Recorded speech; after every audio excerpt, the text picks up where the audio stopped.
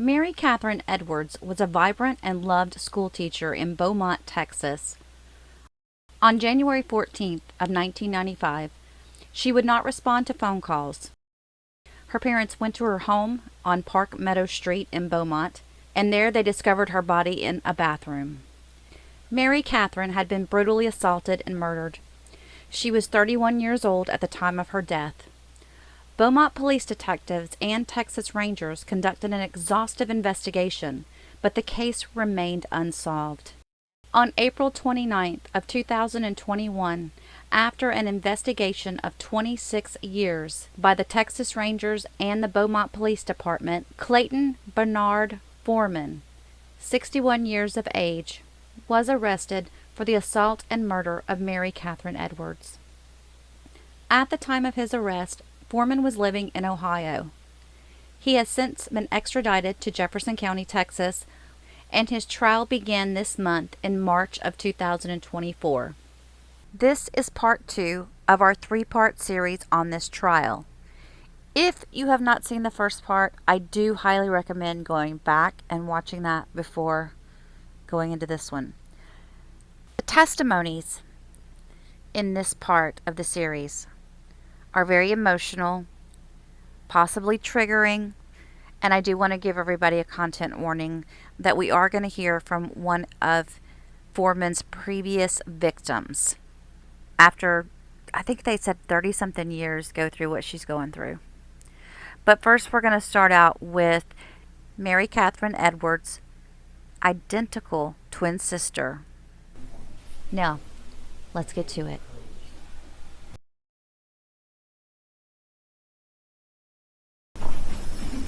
Hi. Could you tell the jury your name? Allison Edwards Mercado. Allison, if you could pull. Keep her voice soft. Yes, sir. Could Sorry. you pull the mic closer to you? And, Yes, is that okay? a bit louder? Okay.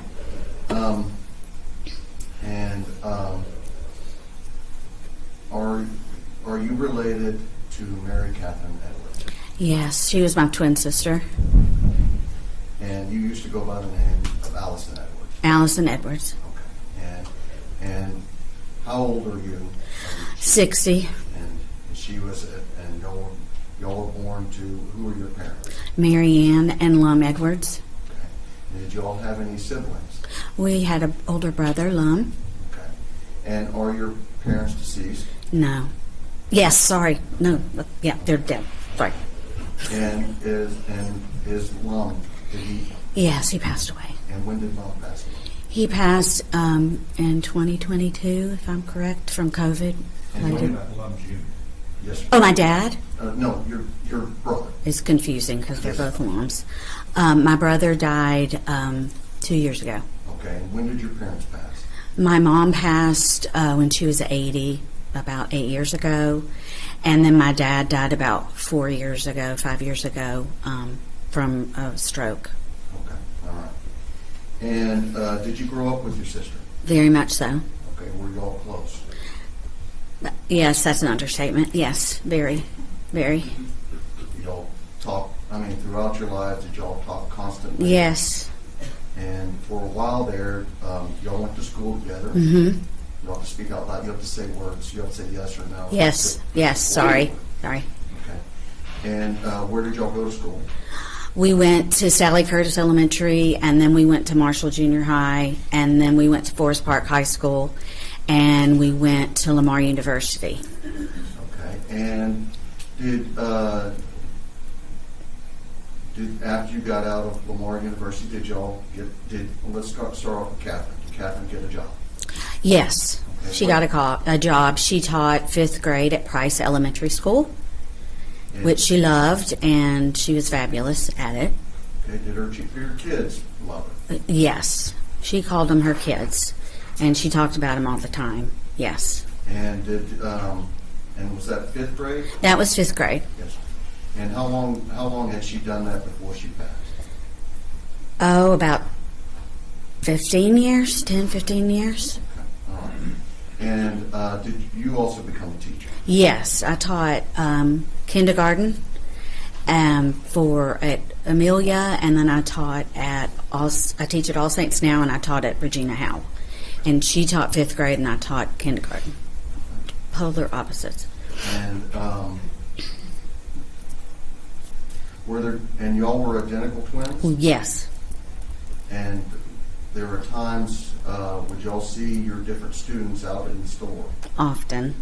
We would both see our kids out in the world, and mine were young. They were 5, and they didn't really understand what twins were. And she would see my kids, and they'd say, Miss Edwards, and she would acknowledge them like she was me. And I would see her kids out, and the same thing would happen, and I would acknowledge hers, pretending to be her. So, too hard to That explain. much alike. Yes. Okay. And you said your relationship was close. Extremely. And did you know what was going on with Catherine in her life? Always. In the last few years, had Catherine become spiritual or very connected with? Yes, her last couple of years of her life, she was always searching for something to, I think, make her feel complete. And in the last couple of years of her life, she had made a deep connection with Jesus. And she went to a Bible study, and it was a very, very important part of her life. And it filled her with such joy and light, and she was really in a beautiful place. Was she also into shepherding other people? Always. Wherever we went, she just was always very nurturing and loving to people. And if anyone had a problem, they would come to her, and she would talk to strangers and make friends with people and compliment people, and just was an amazing person. Was she very trusting of other people? Extremely trusting, maybe naive even, and I would say I was too at that time. Even to the point where she probably shouldn't have been? Yes, I would tell her things that I would think, she would walk her dog at night alone, and I would tell her that was not a good idea, or she would sit outside at a park and read by herself, and I would tell her that wasn't really a good idea, but she just loved nature, and she was very trusting, and it made her happy to do that, so that's how she was. And you mentioned her dog. Did she have a beagle? Yes. Maggie was her doggie, and Maggie was amazing, and that was her company, and she took care of Maggie. And by the time Catherine, I had children, and I took off of teaching, and Catherine worked at Price, which was across town, and she didn't have a place for her dog.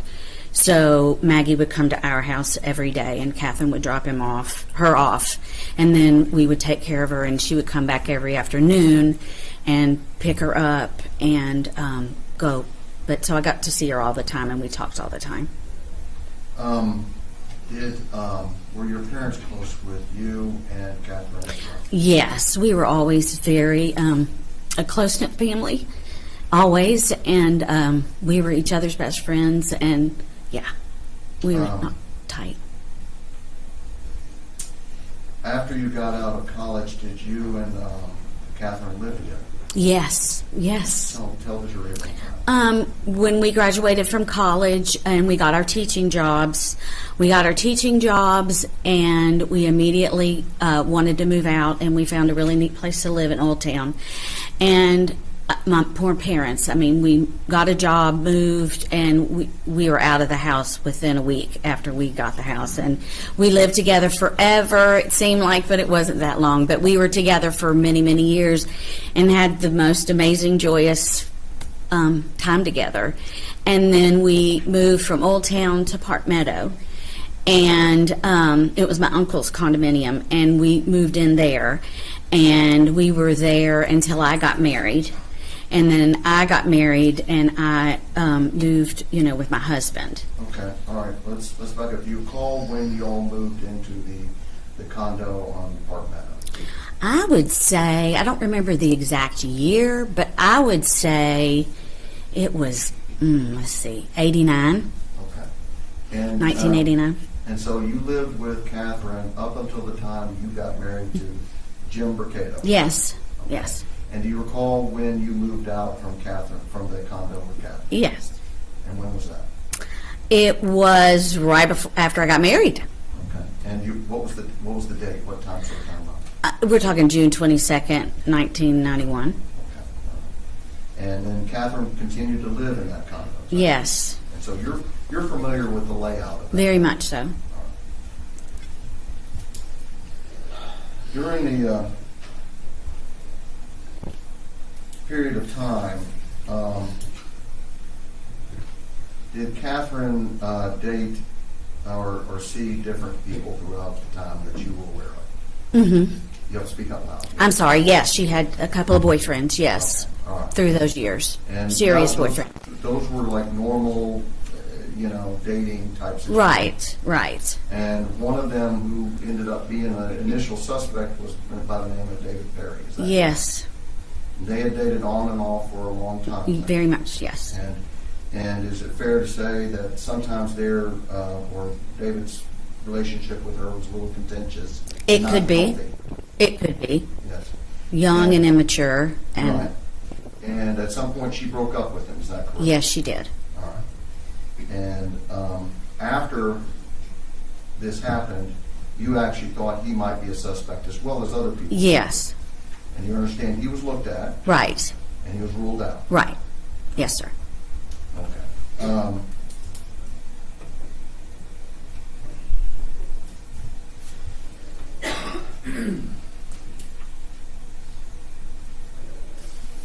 Was it normal on the weekends that you and your family would get together? It kind of became a tradition or a habit every week. We would get together on Saturdays, many Saturdays, and eat lunch together. And that was kind of a routine thing that we did, and we even continued it after Catherine died. Yes.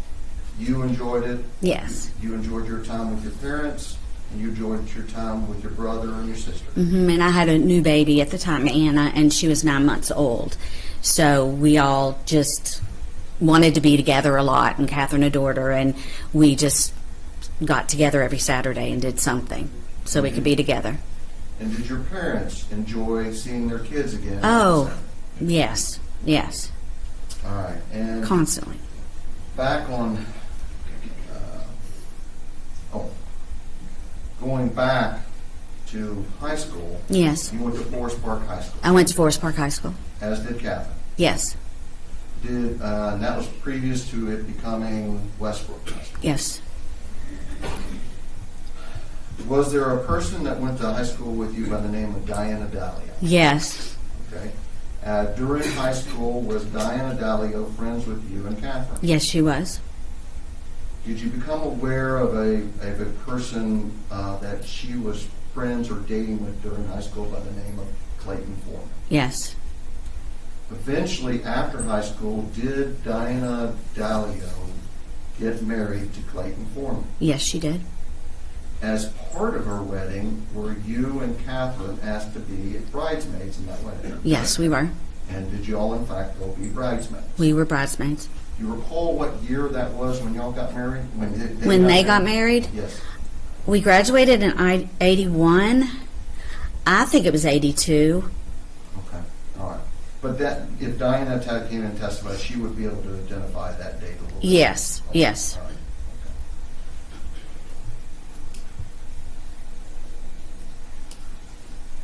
Were y'all friends with Clayton Foreman at all? No. Okay. Y'all just knew Clayton Foreman through Diana Dallio? Yes. Didn't know him.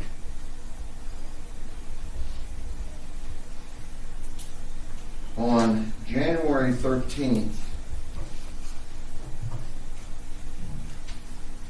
of 1995, did you have was that a Friday? That was a Friday. And y'all were supposed to have your family get together on Saturday on January 14th. Yes. Did you talk to Catherine on that day? On the 13th? Yes, ma'am. Yes, several times. Okay. And how was that? What was the reasons you were talking to her? She came to drop off her dog, and she came to pick her up, and we just always talked when she picked us up, when she picked up the dog. And she always visited with Anna, the baby, and she just seemed kind of sad that day, and I think she had had a fight with David Perry the night before. So I was just kind of trying to make sure she was okay, and we talked, but she was in a hurry. All right. All right. She had dropped her dog off at your house because she was doing what? She was going to work. I apologize. Right. She was going to work on Friday morning, as she always did, Right. and she would probably zoom in late and run in and drop the dog off. We'd wave, she'd leave. Then she'd come back about 4 and pick up the dog, and usually stay and visit. And regarding that, she was upset about some sort of conversation she had with David Perry. Yes. She had called him in relation to a person dying, a Bobby Neff, or one of the Neffs. Is that correct? He died after. Was that, or was it something else? It was something else. Okay, all right. It was something else. All right. And so, when was the last time you talked? Did she have any?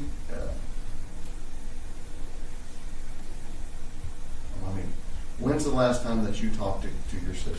I talked to her about 8 o'clock on the 13th.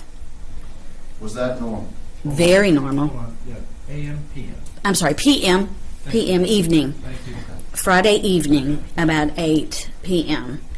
And we always talked before bed. We probably talked 6 or 7 times a day. But it always before bed, and we talked.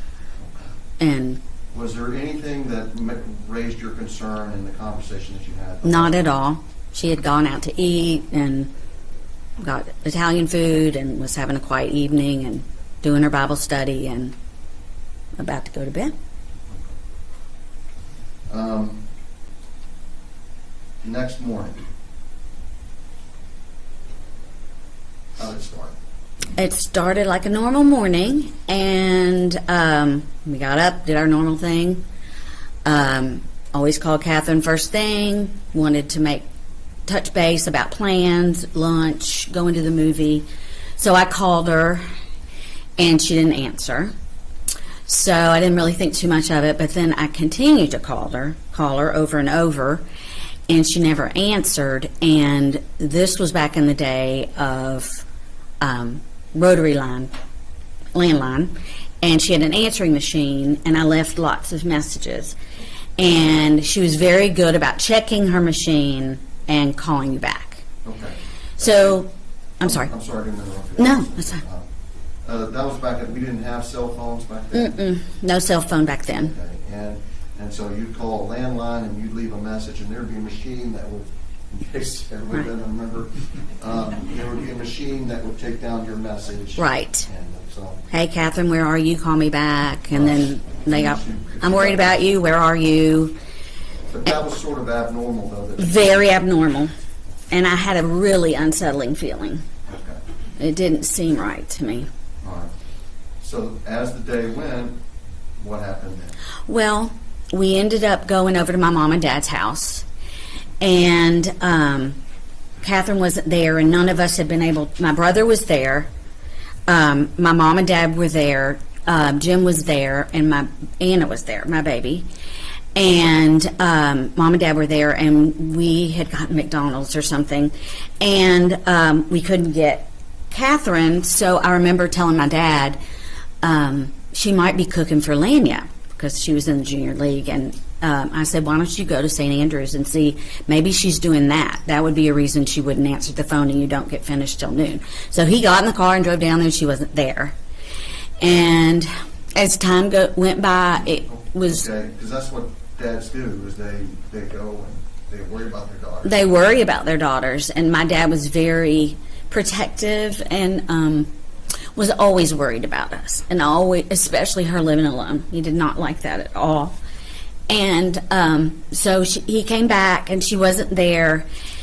I mean, she wasn't at St. Andrew's Church. And he came back, and we were all trying not to freak out. I remember, like, keep it together, you know, she's going to be okay, something, she's just out of touch or something. So Mom and Dad decided they were going to go ahead and go check on Catherine. So I gave them my key, and it was nap time for Anna. So we went ahead and left and went to our house. And my brother did too. And so they left. Okay, backing up. Yes. Your parents did not have a key to Catherine's condo. As far as I can remember, they did not. But you did. I did. Okay. So you gave your dad the key to Catherine's condo. Yes. All right. Okay. And they were going to go over and check on Catherine. Right. And so you were going back to your house because it was Anna's nap time. Right. And, all right. So then what happened? Let me take a minute. So I go home and I don't hear from my parents, and I don't hear from my parents. So I call my sister's house. And in the meantime, Jim had gone walking with his parents at the mall. So Anna and I are just kind of toddling around. And so I call, and my dad answered the phone. And he was frantic. And he said, your sister's dead, your sister's dead.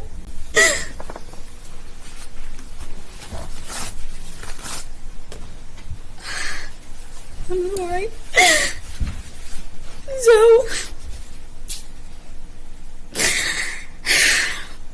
So I said, do you want me to call 911? And he said, yes. So I called 911. And then I hung up from him, not knowing what was going on. And finally, I called my brother, and he lived around the corner. So he came over, and we were just hysterical and crying. And then my best dear friend Mary Mercado lived around the corner, my sister-in-law. They had come over because I was alone and Jim was at the mall. And so they came over to comfort me, and I think Walter went to go get Jim at the mall to tell him what happened. And in the meantime, we're all just frantically crying and upset, not knowing what happened or anything. So the afternoon's taken on, and then the next thing we know, my mom and dad drove up and told us there were no words. She was dead. That was all that mattered. I didn't know how, what, or anything. So we just cried in the front yard, all of us. And then we just moved in the house because we were, I can't imagine. And then Dad hit the door frame somehow at the house, and his glasses were broken. And I remember we just cried. We just sat in my living room and cried and cried and cried. And forever I didn't know what happened to her. It was just that she was gone was all I knew. And then we just, I don't know. We just did what I don't even remember. But everybody started coming over and bringing us food. And did you become aware that your mom had called 911 as well? No, I didn't know. When you talked to your dad, when your dad told you about his daughter, that you ever heard your dad like that? Never in my life. I can still hear it. So no, it was horrible. They were never the same. I think they died a little bit too, and she did. They were never the same. But we decided as a family after that happened that we were gonna not let what happened kill us too, and that we were gonna live to honor her, and that's what we always did after that. After that, did you have another daughter? Yes. What's her name? 4 years later, I had a daughter, and her name is Catherine. Catherine Ann. After my sister, and she never got to know her. My oldest was 9 months old, and she was her godmother, and she never got to know her either. Sorry. That's the hardest part. Is that my children never got to know her. I was cheated. So they We always talk about her, and they know about her from me and my parents. This is not fair. Yeah, approach the witness. Your Honor. Yes. Go ahead.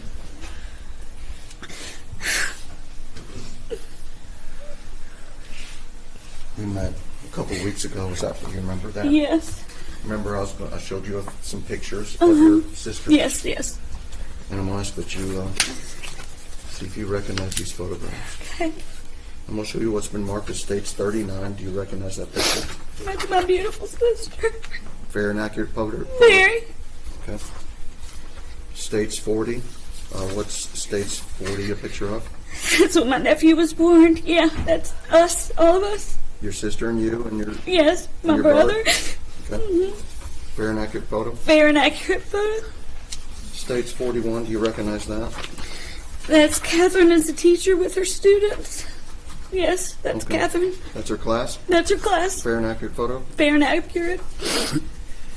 And stage 42 is a picture of a front part of a manual. It says Trojan 81 and some pictures. Do you recognize these? Yes. Okay. Is that a picture of the front of your 81 Yearbook, Force yes. And they switched our pictures. And I was so proud because I loved my picture. And it was Catherine. They put Catherine's name under me, and Catherine was me in the yearbook. They switched them. So these are a fair and accurate photograph of Very your- fair and accurate, even though they're switched. Okay. Yes. All right, Allison, I need a little help here. I need to be able to Okay. finish my question. I'm sorry. Yeah, that's okay. So this is a fair and accurate photograph of all of your yearbook photos. Is that correct? Yes. And you're saying that the two pictures of you and Catherine in the forest park, somebody was mischievous and switched y'all's photos. Okay, all right. There's also a picture of Dinah Dalio, I believe, in here. Okay. And well, I'll cover that later. Okay.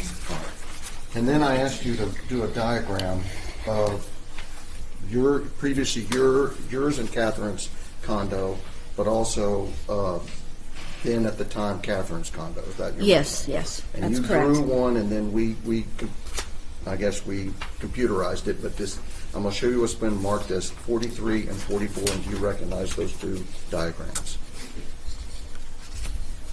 Yes, I do. Okay. And they are Do they fairly depict the condo of Catherine Edwards at the time of her death? very accurate, yes. All right.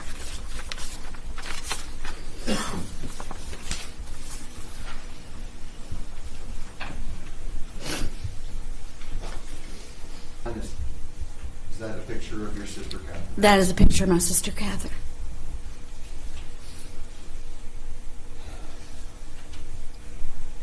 Stage 40.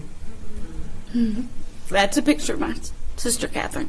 All right, if I may, which one is you and which one's her? I'm in the polka dots on the left, That's you, and Catherine's on the right. and that's you. And is that your brother? That's my brother. That's Lum Jr.? Yes.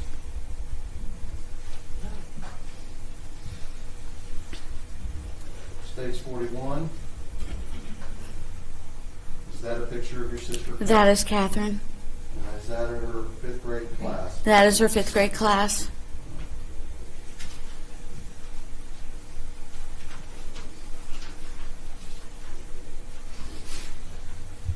Stage 42. This is a picture of the Forest Park, a front of the Forest Park yearbook from 1981. Is that correct? Yes, it is. And we've selected a page from it. And this is the picture of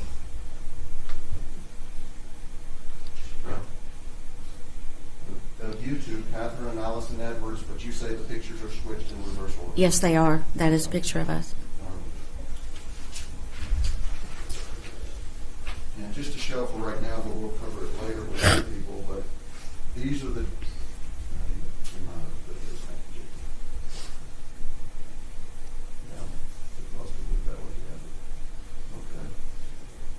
This is the first floor of the apartment, of the condo, I'm sorry, with that being the front door, these being the stairs, den, patio, garage. Is that correct? That is correct. And then 44 is a diagram of the second floor, We had stairs, guest bedroom, bathroom, and the main bedroom. And this is the bedroom where Catherine would reside. Is that correct? Yes.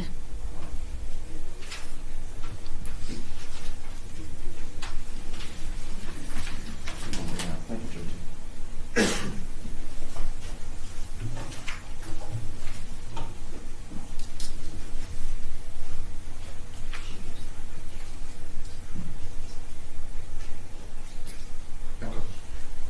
And in the guest bedroom, did Catherine use that bedroom for hobbies and stuff? Yes, her extra bedroom was unoccupied, and she would keep her clothes, suitcases. She had a desk in there. Yes. Okay. That's the witness, Your Honor.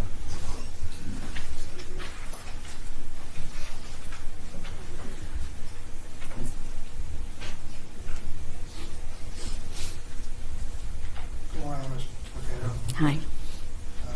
Sorry for your loss, and you spent 30 years, and it's never easy. No, thank you. I do have questions, Okay. and they may be a little bit tough. Okay. Answer them to the best of your ability. I will. I'm trying to be functional and everything like that, okay? Okay. You did write a statement out to police after this incident, correct? Yes, I did. Okay. And it was about 3-page. Yes, it was. Did you have a chance to review that? Not in 30 years. 30 years, okay. 29. If you need to read it to yourself to refresh your memory, just let me know. Okay.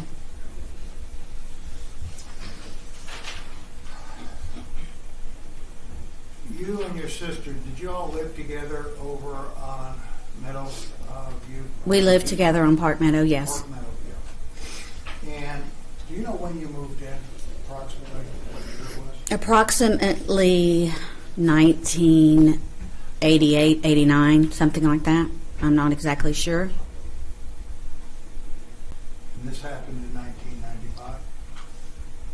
Yes. When did you move out? I moved out June 22nd, 1991, when I got married. And Catherine stayed there by herself. Catherine stayed there by herself. Were you living in the guest room in the front of the house? No, I was not. So you switched, or she switched bedrooms? Yes, she did. During that time, Catherine dated several people, correct? Correct. When did David Perry come into the picture? David Perry was her college boyfriend. What year was that? I can't tell you the date. 83, 84. Okay. And when you moved in 1988, was he still her boyfriend? No, he was not. You know when they broke up prior to that? And it goes into depth in your statement. But do you know roughly when? And just guesstimates of how long before you all moved over that you broke up? They broke up about 1986. And it was an on and off relationship even after that? It was an on again, off again relationship. They had a lot of love for each other, and it's hard for them to let go of each other, yes. And in fact, would you agree with me, at times it got a little bit scary between her and David? At times. There was physical violence. I wouldn't. No, I'm not going to say there was physical violence. He did not hit her. No. There was one incident. Was that when he strangled her or tried to strangle her? I don't remember saying that. I don't remember that he. I remember they had a heated fight one time and that he was kind of on top of her. Pushed her down? Yeah. And But he wasn't a violent guy. And I don't want to go into it too much, but he was stalking her. He would come over to your house on 5th and North Street, apartment before. I would not say he was stalking her, no. He did, on one occasion, he was there, yes, uninvited. he'd drive by the house. Y'all lived at 50 North, correct? Yes, Apartment? North He'd 5th, come yes. by and drive by, correct? At times, yes. He would phone and hang up, I don't remember phoning and hanging up. if it was reflected in your report, in your I don't remember that. 30 years ago, correct? Correct. And just prior to Catherine's passing, did you and Catherine have a conversation that she was getting back with David? No. We had a conversation that they were breaking up for good. They were breaking up for good. And that's why they had a really heated argument the Thursday night before she died, and it was it. That was it. They were done forever. They were gone. But I guess when did she decide to make it another try? Off and on, periodically through the years. Now during that time, there was also another person that came into light to everybody by the name of McCann, correct? Michael McCann. And Yes. They started seeing each other. Yes. And was he a local boy? He was a dear friend of our friend Mary Mercado, and they were old college, not old college friends, they were old family friends. And Catherine had met him through Mary at a wedding, and Was he in Galveston? yes, Okay. but And, Catherine wasn't seeing anyone then. They kind of hit it off together. They hit it off, yes. They did. Was he in the picture at the time of her passing in 1995? He had come at Christmas, and it might have been right after Christmas. He had come to meet the family, and it was right at the beginning of their relationship. He was a really wonderful man, and she loved him dearly, and it was right at the beginning of a relationship. And in between that time, though, at the same time, David Perry basically wasn't accepting that, was he? I don't remember that. I don't remember because they really, at that time, they were not together or had even been together at all. And I don't know. I think she definitely told him that she was with somebody serious and that they were over. And I don't think he necessarily liked it, no. He didn't like it, and they did have communications back and forth, and according to what you said back then, she was trying to break it off and get it through that. She was, I guess, getting on with her life. Right, but she never dated Michael McCann, and she wasn't dating David at that time at all. They hadn't been together as a couple in years and years. And they did talk on the phone sometimes, and we might meet up with him at times, and yes, sometimes she rekindled it. You married or moved out of the house in 1986? I moved out and married in 1991. 91.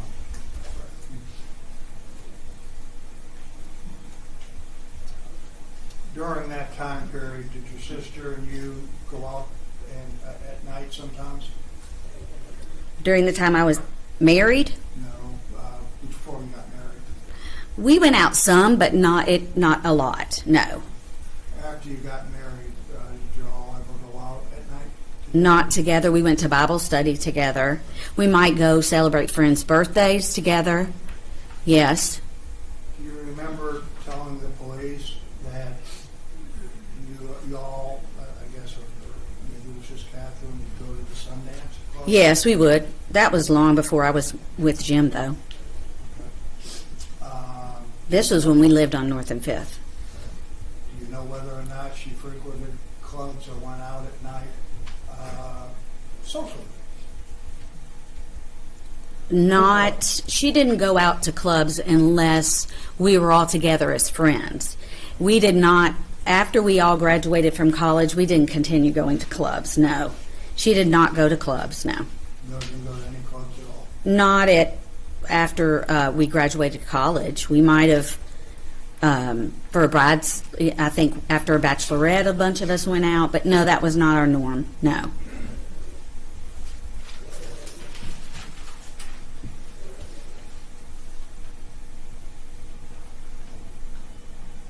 Miss Dallio, Yes. you were part of her wedding, Yes. but did not know Clayton. Didn't know him well, not at all, really, no. Even when they were dating prior to being... Diana and I were not best friends. We were close, but we didn't really socialize together. And she was shyer and shy. She was shy, and I didn't. No, we did not. No. They married in '82. I guess it was right out of high school. Yes.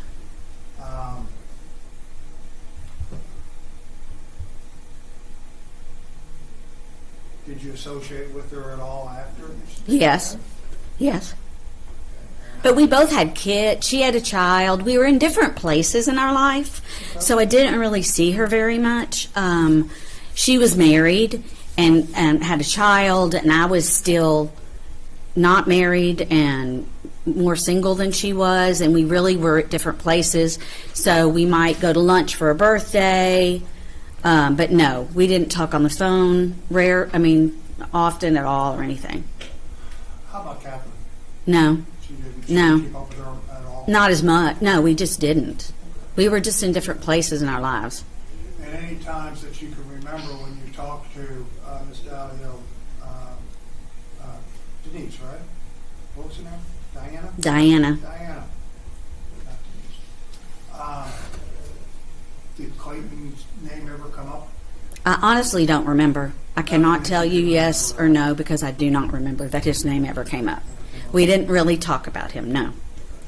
Do you know whether or not Catherine had ever talked to her, or do you ever remember Catherine saying anything about Clayton? No.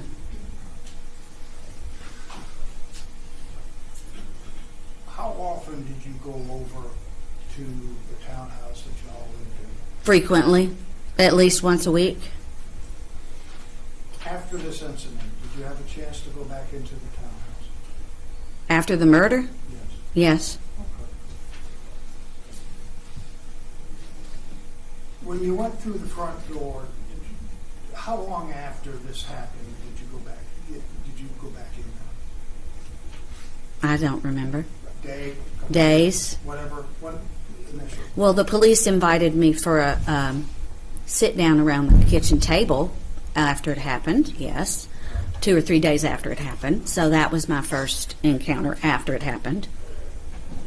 Then my brother and I cleaned it out later. Downstairs, did you see anything misplaced or anything that looked out of the ordinary when you went back in there? Compared No, to I wasn't looking. I really, honestly, no. I mean, There were people everywhere. We can only talk one at a time. I'm sorry. Yep, that's fine. I'm talking now prior to what happened and afterwards when you went back in with the police around the kitchen. You didn't see anything that stuck out in your mind or anything different, like there was a fight or a wreck or things kicked over or anything like that downstairs. But you can remember. I don't remember. Okay, that's fair enough. I don't remember. Did you go upstairs? No, not at first. No. After you got up there, did you see anything out of the ordinary? Well, there was no mattress on the bed, and it was very out of the ordinary. So it showed that there was a police investigation. Yes. Besides the mattress and the covers and things, did you go into any of the other rooms to see if there was anything out of the ordinary? We cleaned the whole house out, so I was in every room, and no, nothing seemed. It was definitely in disarray from what all the people that had been there, and there were no sheets, there were nothing. The bed was gone. It was disarray. Yes.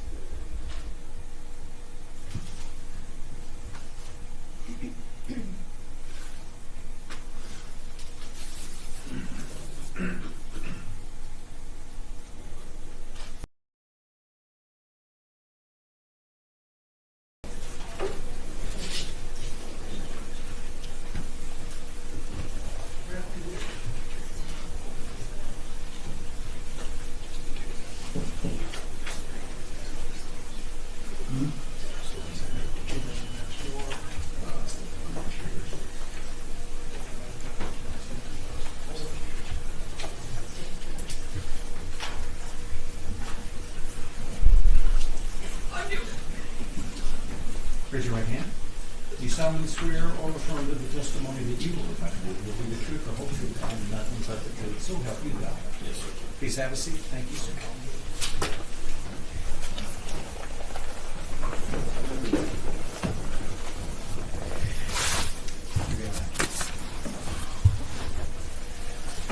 Can you state your name for the record, please? It's Matthew Wick. Mr. Wick, can you scoot a little bit closer to that microphone? Yes, sir. Thank you very much. Where do you live? I live in Willis now. Back in January 14th of 1995, where were you living? Park Meadow Drive, 1003. Who were you living with? Larry and Deborah Cooper, and then my dad, What was your dad's name? Charles Wick. Let me make sure. Can you scoot just a little bit closer? I don't know if everybody can hear everything you're saying, but I want to make sure.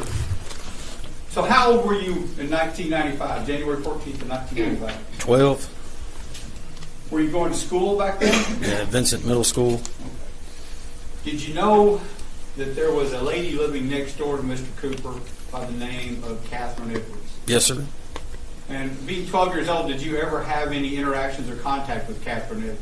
Yes, sir. What kind of contact did you have? Played with her dog, and she was a teacher, so I'd ask her questions if I had questions on homework. She helped you out? Yes, sir. What kind of lady was she? Sweet as pie. So where were you and your dad sleeping in Cooper's? Upstairs. If you come up the stairs, we're on the left at the front of the house. Our wall was the wall that was up against the side, like where the stairs of her house were. Okay. So it was towards the front of her place where Right. the stairs were? Yeah. And about early morning hours of January 14th, 1995, did something wake you and your dad up? Yeah, about 2 to 3 o'clock in the morning. Woke up to it sounded like somebody kicking a wall or beating on the wall. It happened a couple times and stopped. Happened a couple more and then stopped. Went and used the restroom. Let's talk about when you say it happened a couple of times. What do you mean it happened a couple of times? Like it, you heard boom, boom, boom, and then it paused. How loud was it? Loud enough to wake me up. I think you told the police that it was you thought it was your dad. Yeah, I figured it was him, sleeping, kicking in the sleep or dreaming or whatever. And that's what it sounded like, somebody kicking a wall or beating a wall. Okay. So it was loud enough that you thought it could have been your dad. Yeah. So you heard that a couple of times, and then it stopped. How long in between do you think it was between the one kicking in the neck? A couple seconds maybe. Couple seconds. So Yeah. it kicked, then it stopped, and it kicked Was again. it? No, I was kick, or bang, bang, bang, and then Okay. stop. And then a couple seconds later, a couple more, and then it stopped for a while. Okay. Did you hear anything after that for a little while? Not for a little while, no. Okay. What was the next thing you heard? Kind of the same sound, but it traveled. It wasn't in one spot. Like somebody ran down our stairs. Was it as loud as the other? It was louder. Louder? Yeah. So did it seem like that the feet were hitting the stairs as it was going down? Yeah, like somebody was running down a set of steps. Well, like when you're laying in that bunk bed, can you tell when somebody's going down the stairs? Yeah. How? The sound moves. It moves from the Right, top to right, the bottom right. or beside you to Yeah. the other side. So when it was moving, you said it was louder than the kicks that you heard. Right. So did it sound like somebody was in a hurry to get down those stairs Yep. and walking pretty much with authority to get down? Yes, sir. So when you heard them go down the stairs, did you hear a door open or close? You could hear the front door close. That's it. And then the car out front. That's what I mainly heard was a car. What do you mean car out front? After you heard the noise go down the steps, then I heard like a radio outside, like a car stereo, and then you heard a door close, and then seen the car, like you see the lights out of the blinds, the car leave. Okay, the car drove off. All right. So you didn't look out the window? No, sir. Now yours, the window where you were at, was there a window in that room? Yes, sir. Where did it face? The street. Okay, so The front of the Coopers house. The Coopers would have been the back of the house, right? Yes, sir. So you would have been able to hear the street more than the Coopers would have. Right. And when you heard that noise, you didn't look outside, you just heard it drive off. Could you tell which direction it drove? Well, there was only one way out of our street, but I could see the lights. So as it left, we were the second house up from the end of the main road. Right. So you had to turn on our street, and we were the second house up on the right. So when it left, you could see it leave, right? Because it had to stop to make the turn. It was going away. Yeah. Wasn't coming home, somebody No. coming home or anything. No, That no. was definitely a car leaving. Yeah. And that was about what time in the morning? 3. About 3 o'clock in the morning. Now, the next day, did you find out something had happened to your neighbor? Yeah. We got home from my dad's office, and I seen her parents outside. They were real distraught. Her dog was scared and running. Like usually that dog was real mellow and chill. It was running, didn't want anybody to catch their, get it. And then that's when the police had told us that she'd been possibly killed. How'd that make you feel at the time? I've held it with me my whole life. I wish I'd have got up and beat on that door. Something. It's got something you carried with you. Yep.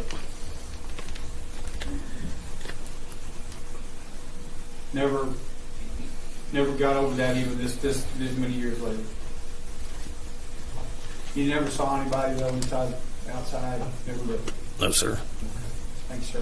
That's what he said.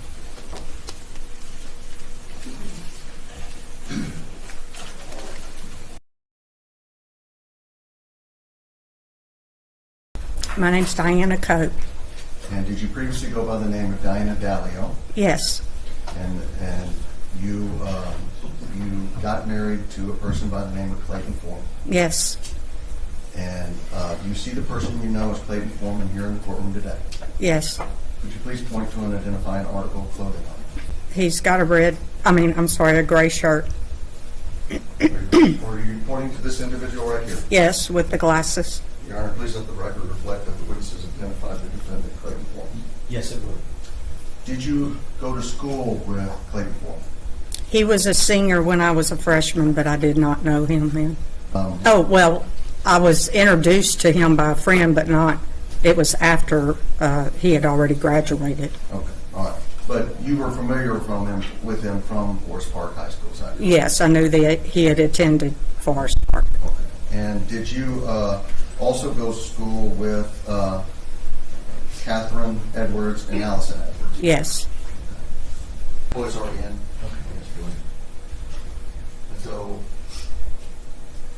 the that top, would have been you at the time? yes, Okay, all right. And down here is Catherine and Allison Edwards, is that correct? yes, All right. Were they friends of yours in high school? yes, After, what year did you graduate from high school? 81. All right. And at some point, did you start dating the defendant, Clayton Foreman? Yes, Did that proceed into an engagement? yes. And y'all were going to get married. Do you recall when y'all got married? January of 81, 82. Previous to your marriage, did you become aware that the defendant had been arrested for rape? Yes. How did you react to that when you first heard that? Okay, when it was three weeks or so before we got married, because the wedding invitations had already been mailed out. His brother, as I was leaving work, came to me to tell me that he had been arrested. Cause for speculation. Cause for You're saying it's the same. You became aware of, without telling what other people told you, you became aware that he had been arrested for rape. Is that correct? Yes, they told me that he had been arrested. Okay. And did you confront him? And I imagine that was probably overwhelming at the time when you're about to get married to the man. Yes, Did your parents become aware of it? yes, All right. And did you confront the defendant about that arrest, about what that was about? Later, he came to tell me that it was a big misunderstanding and that the charges had been dropped. He told me that it was big mistake, big misunderstanding, and that the charges had been dropped, and that he had picked his story to me was he had picked up a hitchhiker, and they went to Rogers Park, and they made out, and he felt her up, were his words. At the time he was telling you this, how old were you? I was 18. And did you think at the time you were in love with the defendant? Yes. We dated right at 3 years. Did your parents agree, did you decide to proceed with the marriage? I did. Did your parents agree with that? No. They were upset and they didn't want me to get married. I was very gullible. I wanted to see the best in everyone. And in my mind at the time, I thought, well, he had given me no indication of anything while we had dated. And I believed him. I trusted him that it was a big mistake. And I kind of thought to myself, well, maybe this is something kind of, as they say, sow my oats before I get married. So I thought, okay, I'm going to believe him and I'm going to trust in him. He told me he'd never do it again, and he loved me and he wanted to get married. And so I went ahead and I agreed, and I did. How long were you married to him? 11 years. And during that time, was he very convincing to you when he was telling you that story? Oh, absolutely. Your parents were very staunchly against it. Yes, And at the time, you believed him. I did. Later, did your opinion about that change? Over the years, yes. While you were married, did y'all have a son? Yes. When did y'all have a son? March of 84. Is that the only son y'all had? Yes. During the time you were married, were you ever aware that the defendant was on probation? No. I only saw Catherine a few times after we were married. You know, we kind of lost contact after we were married. And I would see her at school sometimes, talk to her there. If we were out and about and I'd run into her, we'd talk then. Okay. And was there a period of time, did you become aware that Catherine and Allison were both school teachers? I knew they were school teachers. And in fact, at one of the schools, didn't Catherine teach at one of the schools your son went to? Yes. Okay. And were there occasions where the defendant would go to that school for one reason or another? Yes. Was there a conversation one of the times about Catherine, about how he thought of Catherine Edwards?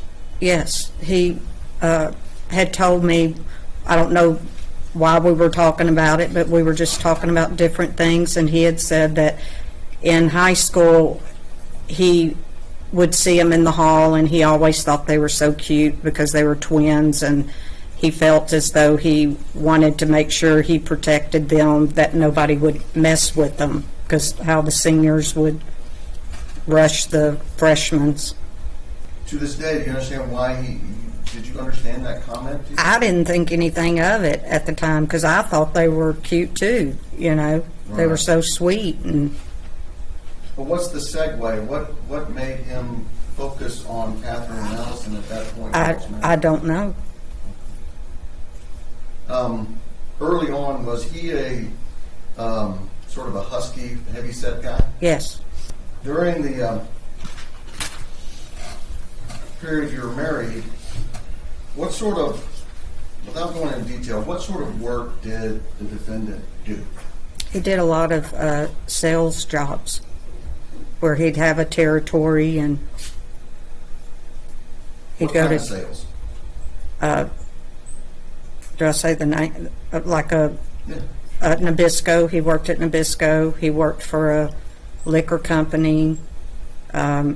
He managed a grocery store, some convenience stores. He had This- multiple jobs. Did this require him to travel some? Yes. Okay. Now, did he ever work in law enforcement? No. Did he ever work for security? No. Was there an occasion that you found something in the trunk of his car? Yes. Could you tell the jury about that? There was a briefcase, and it had, Your Honor, can we approach the bench? Objection is overruled with that cautionary instruction to the jury that I trust and believe the jury will follow, and you may continue your question. Thank you, Your Honor. You had indicated to the jury that you had found a briefcase in the back in the trunk of the defendant's car. Is that correct? that's correct. You recall when that was? It was when we lived in College Station, so I would say that was between 84 and 86, I guess. Okay, all right. And was there any... No, I'm sorry. James was born in 84. 86 to 88. Okay, all right. So sometime between 86 and 88, you find this briefcase in the back of the defendant's car. Yes. All right. What was inside the briefcase? There was a gun, a set of handcuffs, and some horrible pornographic material. Okay. Regarding the gun, was there any reason for him to have a gun that you knew of at the time? No reason. I mean, Is there any reason that you knew of that he would have a pair of handcuffs in the back of his trunk? no, Did you ever talk to him about that? no. All right. Why didn't it? I didn't tell him. I didn't know what he would say. I didn't know what he would do. Okay. All right. Pulling out of the bags, the multiple bags, is a pair of handcuffs. You see what was injured as 36B. Okay. Do they look familiar to you? They look like handcuffs that I saw. Inside a briefcase, inside the trunk of the defendant's vehicle. Yes. Just like these. They look like them.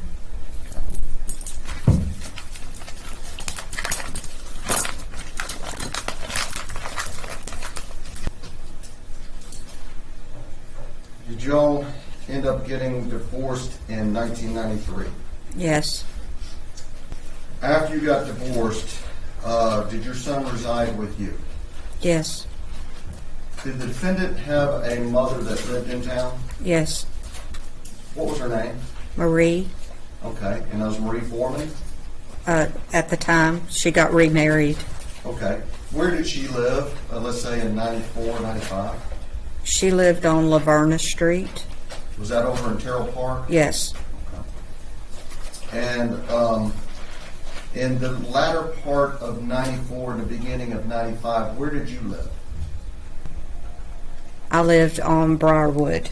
Briarwood. Where is Briarwood located? Briarwood is off of Gladys, close to Major Drive. Okay. I lived in some townhomes. All right. And so if you're going from the highway, I-10, towards Major Drive, Briarwood would be on your right. St. Jude's is on the left. Yes. All right. Right, if you're on Major going towards I-10, to the right of that, is that where Westbrook and Forest Park ended up is? That Yes. correct? Yes. That's also where Catherine Edwards lived. Is that right? Yes.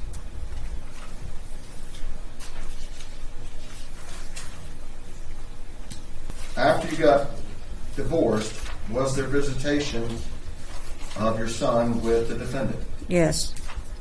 How would that work? Every other weekend, he would get him. Come to your place, He would always come to my place to get him. okay? And then you know drop where him you off. would go. Where Okay, all right. Would he sometimes stay with his mother? I don't know for sure. Okay, all right. But at some point, he lived in Houston as well, is that correct? Yes. Oh. He lived in Baytown also at one time. But in order to do visitation and visit with his son, he would come back and come to your house and pick up James. That's correct. He always came and got him and brought him back. So he was familiar with the Gladys Major area. Yes. During the defendant's ex-wife's testimony, the prosecution showed common areas of travel for the defendant when he would pick up his son, whom he had shared custody. His son attended the same school where Mary Catherine Edwards taught, and he did have some interactions with the school through his son's educational events. Although none of these activities could be specifically linked directly to Mary Catherine, The point was to show the jury that he was familiar with the area and had links to her employer. Your son's name was James, is that correct? Yes. Was James friends growing up with one of Allison's children? Or It was Allison's nephew. Allison's nephew's children? Okay, all right. Well, Allison's brother, son. Lum? Yeah. Okay, so Lum had a son, and Lum's son was friends with My James. son, yes. Okay. And your son, James, went to school where Catherine taught at, and that was at Price Elementary? Yes. Was that around 1993? It was fourth grade. He was in fourth grade. Help me do the math. I know, I'm trying to think of the math too.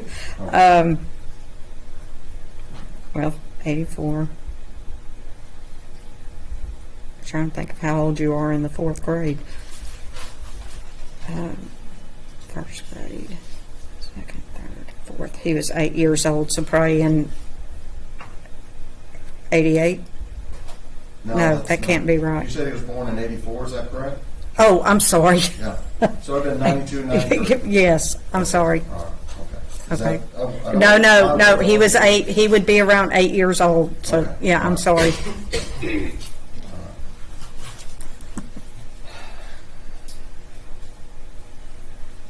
After you're divorced, did you at some time become aware that Catherine had been murdered? Yes, Was that very upsetting to you? yes, She had been in your wedding. yes, She'd been a school friend. yes, The defendant had told you he had thought she was cute and felt protective of her. yes, yes, And did you call and tell the defendant about her murder? yes, I did. So if he said subsequently that he didn't know that she had died or been murdered, that wouldn't be true, would it? No, it would not. When you told him, how did he react? He didn't. It was very shocking to me. It had like no feeling whatsoever and just basically was like, oh, really? And it dumbfounded me.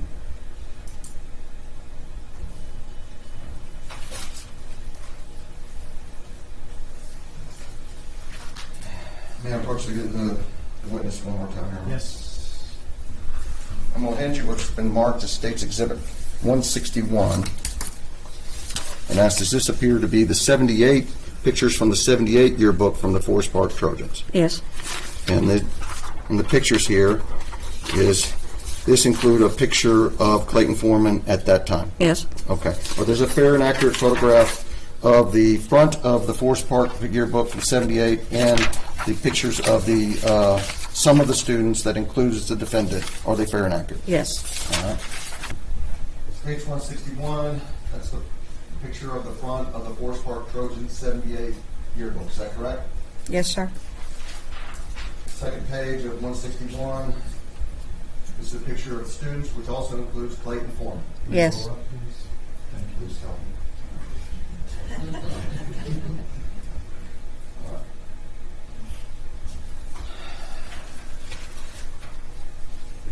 Stage 162. Is that a picture of the defendant, Clayton Foreman? Yes.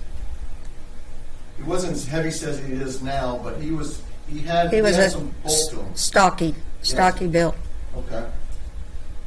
The bottom, that's the picture of you and him. Yes, And then that's in the bottom right. That's also a picture of the defendant. yes, States 163. That's a picture of the defendant and one of his groomsmen right previously to getting married. yes,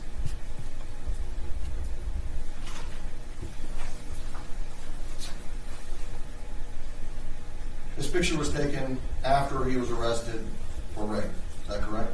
yeah, This is after you had a conversation with your dad and family and decided to continue to marry. Is that correct? yes. That's the witness.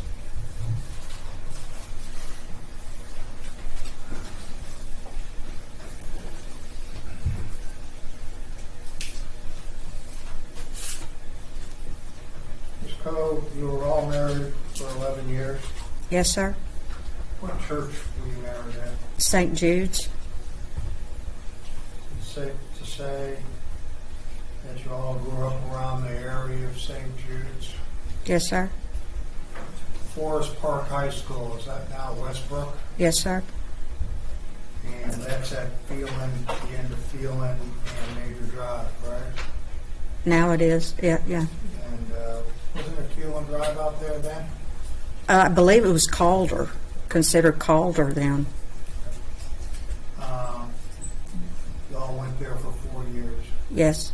every day, back and forth, Yes, sir. except the days you skipped school.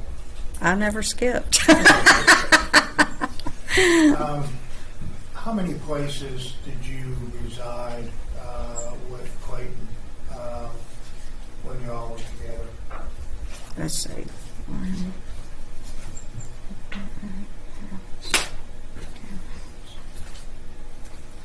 I think 5. 5 places.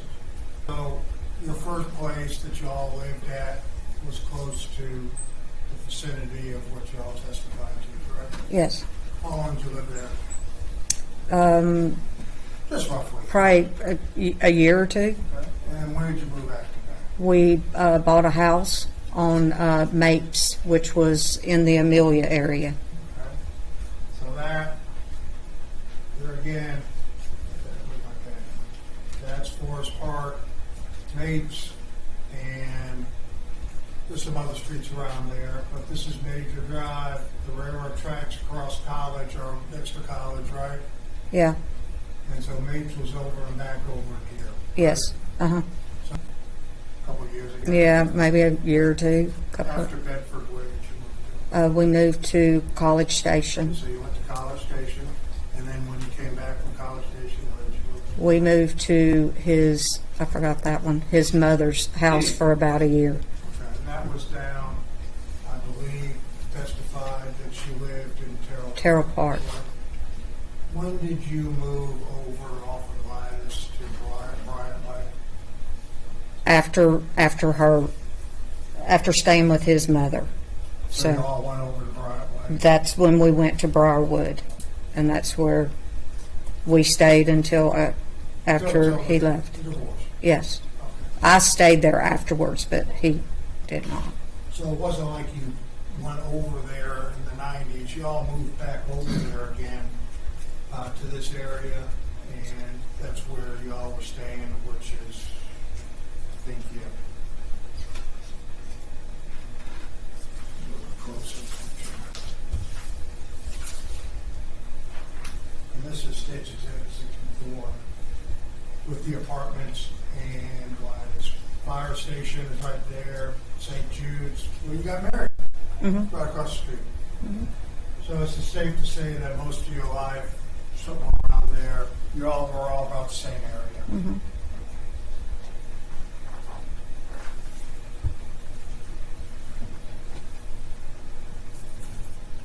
After you all were separated or divorced, I guess he had visitation, and it was every other weekend, I guess 5th, 3rd, and 5th. Yes. And he took your son, or left with the son visitation, but you didn't know where he went or where he stayed. That was his time. No, yeah.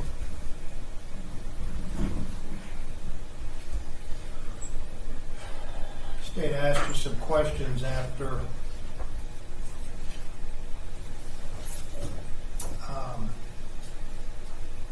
you found out that Miss Edwards was killed. And you notified Clayton of it. And you said that it wasn't I guess it wasn't the response that you were expecting. That's correct. It was by phone, wasn't it? That was. You didn't see his reaction, did you? I didn't see it. And this was after you all were divorced.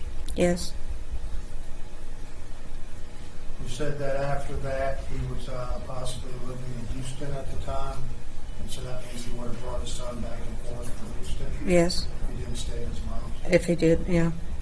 But prior to moving over to Bryant Way, he moved out here at his mom's I would assume so. Well, yeah. you did. I mean, he would bring him. I would assume he. Yeah, no, that was my question. But you all moved out, that was after you all had moved out of his mom's house. Oh, yes.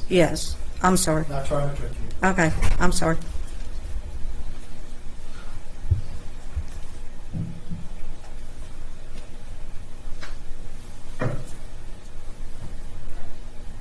You were in College Station somewhere in the late 80s. Is that safe to say? Yes.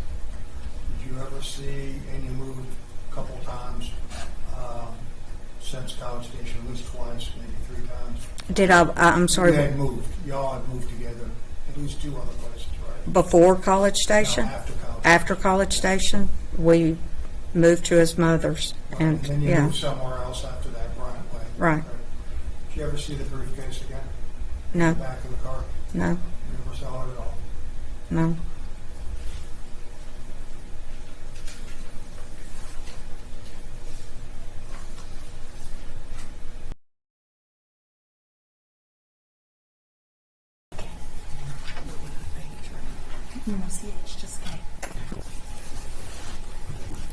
Can you state your name for the jury, please?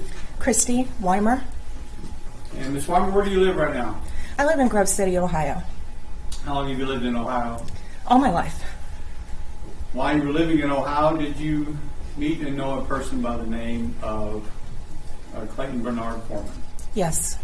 And how did you meet him? I worked for him. You worked for him where? I worked at Universal Fidelity LP. It's a debt collection agency. And how long did you work there? I worked there in 2008 and 2009. Can I get you a little closer? What did y'all do for that company? Debt collections.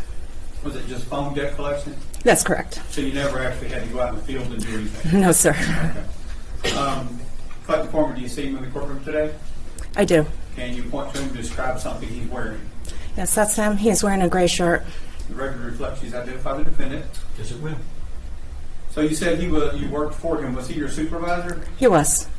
And how long did you work with him? A little over a year. Now, while you were working for him, did you see something in his desk that kind of caught your eye? I did. What was the circumstances that you saw what you saw?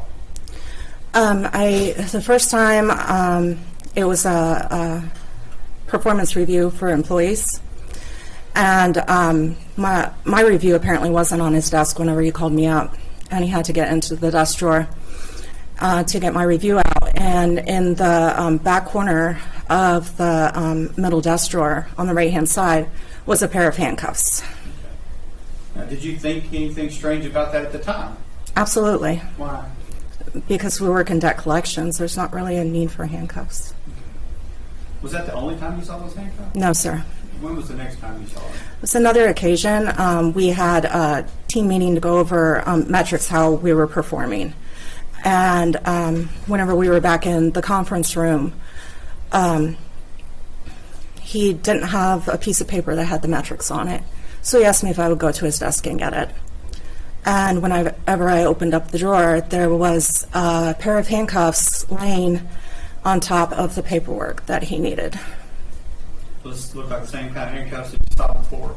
No, sir, they weren't. These were different? They were. So again, that appeared strange to you? Absolutely. Did it concern you? I mean, It just seems strange. it just seems strange. So let's talk. There was an incident also that at the time probably didn't think much, but later on, was there an incident that made you kind of concerned? Yes. And was it an instance when you and some coworkers were joking around, or he and some coworkers were joking around? That's correct. What was the joking about? The joke was about Catholic school teachers and nuns being Catholic school teachers. I don't know. We were waiting for someone to get off the phone because we were carpooling, and the call went over late, and so we were just sitting there, and someone just cracked a joke. And it wasn't the defendant who cracked the joke. It was someone else. Okay, but it was about nuns and their strictness? Yes, they were talking about using the rulers to smack the hands and stuff. And then the joke, usually, whenever you have a group of people and you tell a joke, someone will fill something else in.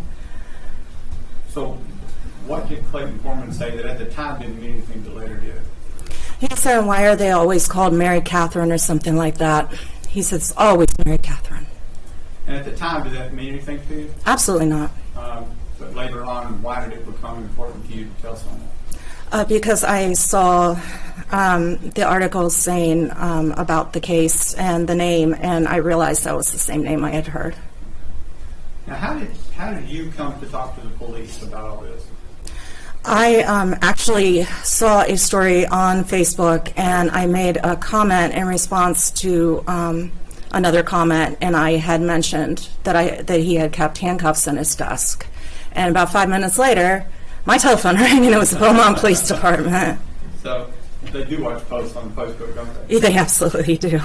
Anything else that you can think of besides the handcuffs and the mention of Mary Catherine that's pertinent to this case? No, sir. Okay. I'll pass it on.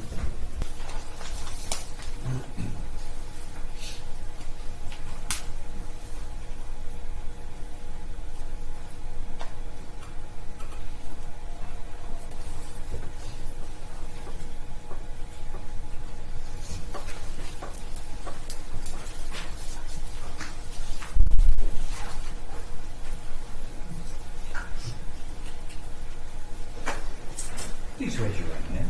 Do you solemnly swear or affirm that the testimony that you were about to give shall be the truth, the whole truth, and nothing but the truth? So help you God. I do. Please have a seat. Thank you.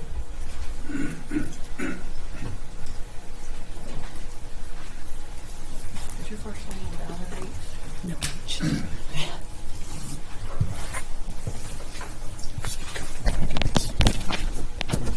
Okay. Can you state your name for the record, please? My name is Teresa Ann Brewer. And what city are you living in now?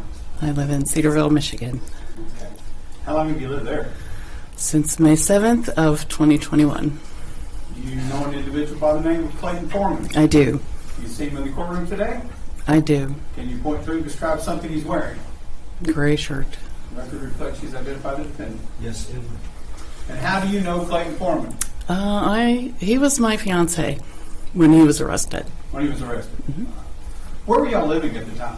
Reynoldsburg, Ohio. Do you remember the address? Oh, yes. 1572 Southwood Avenue. How long did y'all live there? He moved in with me in September of 2017. Okay. So before this arrest occurred, it would have been about 4 years? Mm-hmm. Yes? Oh, sorry, yes. I'm sorry, she has to type down words. Yep, I understand. Y'all never got married, is that correct? No, we did not. And living there, who all lived in that household? Clay and myself. So you were the only two? Yes. Were y'all, at the time of his arrest, were you planning on moving? Yes, we were. Okay, how close to moving were you? The move was actually scheduled for mid-June. And so this happened in... This was April 29th. So y'all were a couple of months away. Did you have a trash can or dumpster outside that you Yes. were throwing things away? Yes, I had a dumpster in the driveway. What we do when we all move, downsizing? Or just throwing things away? I was actually moving to be closer to family. But the dumpster outside, was it to get rid of things that you didn't need to take with Yes. you? All right. Yes.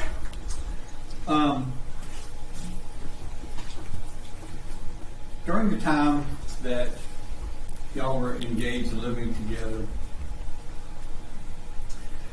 did you ever talk to Clayton about getting DNA tested for like ancestry? I did. What were you wanting to do that for? I was doing it.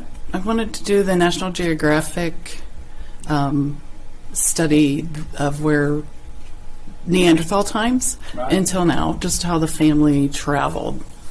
It wasn't about finding relatives. It only gave you relatives that were famous. Okay. When you talked to him, did he seem to be interested in doing it? Absolutely not. What did he tell you that he didn't want to do that for? he said he wasn't interested. He didn't want people to have his personal information, and that's how people find you. Did he mention that's how bill collectors find you? Yes. Do you think that was strange? I just, not at the time. Okay. No. But do bill collectors, were you a bill collector? Yeah, I did. I started my career as one, and no, they still to this day do not use DNA to find people. At some point, did you discover some pictures on his tablet that you thought were strange? I did. How did you come about finding those pictures? Scrolling through the pictures on his tablet. Okay. Just glancing through it? Yeah, And what kind of pictures did you come across that kind of seemed strange to you? they were pictures of young girls. We're not talking pornographic or anything, right? No, just like school pictures or. Were they pictures of young girls that y'all knew? I did not know any of Did them. he know any of them? I believe so. I believe that they were probably friends' children. That's what he said. Did you ask him about those? I did. What did he say about those? Initially, it was they're just my friends' kids. They send me pictures, but I don't like to let things go when I have that gut feeling. And eventually, he said to me that he had them so that he could fantasize about taking their virginity.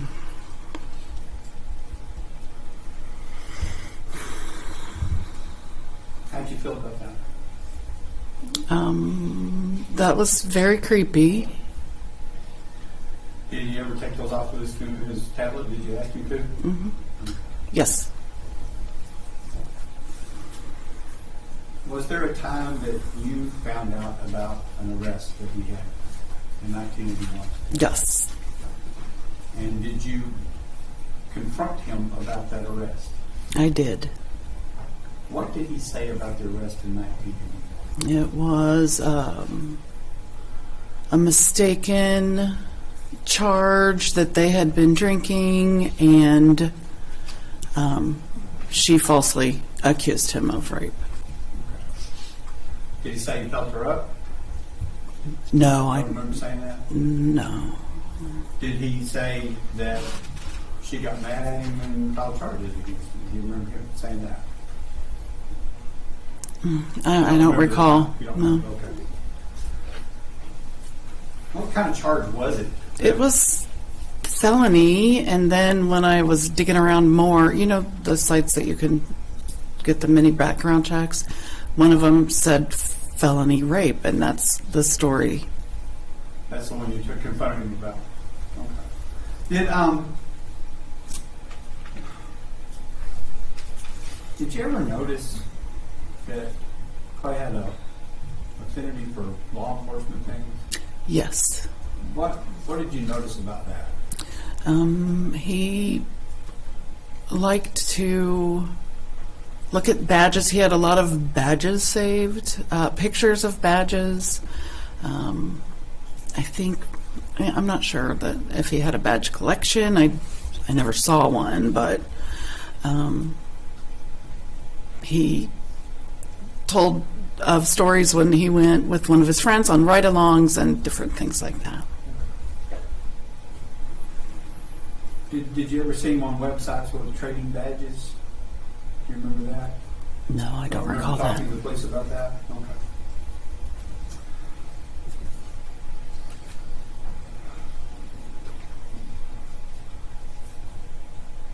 Was there any kind of fascination he had with his old town Beaumont that you remember? Yes. What was that?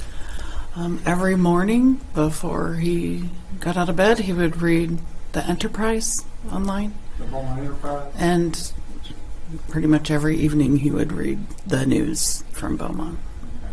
Now that didn't seem odd to you at that time, did it? No, I mean, that was his home, so.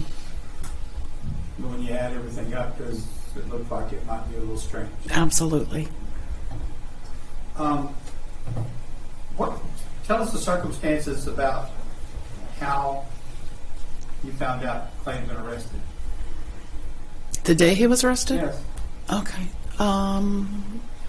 Officers Bess and Llewellyn came to my home to talk to me. That's how you found out? Did you know he was going down to talk to them with the police department that day? I did. Did he tell you why he was going down there? The sheriff, I believe it was the sheriff's or Reynoldsburg Police, I didn't look at him, came to the house and just asked him to come talk about someone he had in his Uber that had left their purse in the car and that they were at the station and they just wanted to take him to get it all straightened out. Okay. So, wasn't any reason to confront him about why he was going down there, was there? No, but he was deathly pale. Was he? Seemed a little bit more scared than somebody leaving something in their car? Right. I'll pass on it.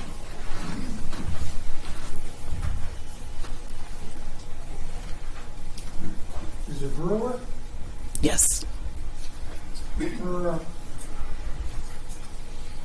So it's odd for someone to read the morning news from their hometown every morning.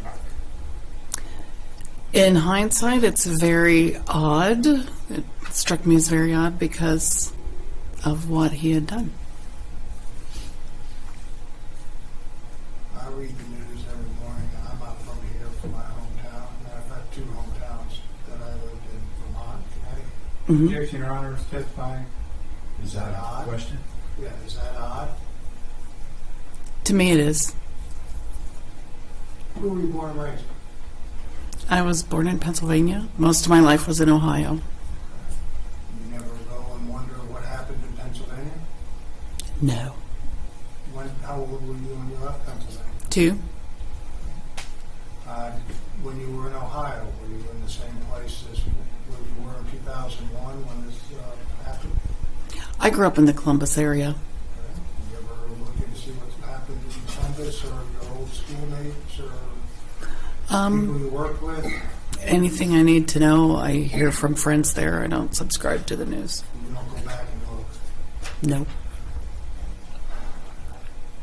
You stated that anyone who didn't want to, did I hear you right? Anyone that didn't want to get their DNA or tested? That's odd? It was odd to me because he was vehemently opposed to it. It was an argument that lasted quite a while.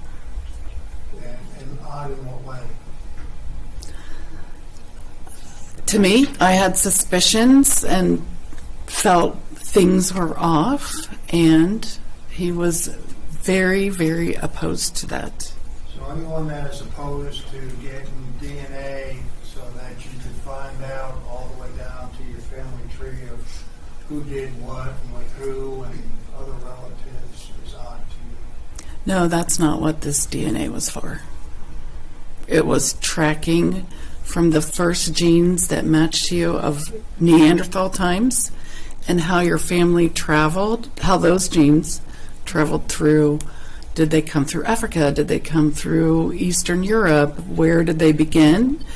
And it did not tell you any relatives unless it was like Paul Revere, Abe Lincoln, those kinds of people. So then they tell you if they were special people? Yeah, just, someone that was historically famous. What years were you all together? I met him in November of 2016. 16? hmm Okay. And he was arrested on April 29th of 2021. And when did he move in? 17? They moved in September 17th. September of 2017. When did you know that, first off, that he had a criminal past back in 81? Well, in that time frame, 2016 to 2021, approximately when? probably, I can't recall exactly, but in the first 18 months. Okay, so somewhere within 2016 to 2017. had a past and it possibly was something to do with rape or something else, right? He explained. He was able to explain that away. That was my question. Question is that you knew about it back then. Yes. And then when you saw the pictures of friends, children, or whatever on there, when was that within that time period? We were probably 2 or 3 years in at that point. I don't recall. So 2019, possibly, give or take a little bit. Maybe. It was about 3 years, 2016, 2019. The DNA testing, when did you ask you to do that? That was in probably the same time frame. I'm not. Somewhere around. Okay. When did he ask you to marry him? You want the year? I think it was 2018. We were in Alaska. I have, yeah. 2018.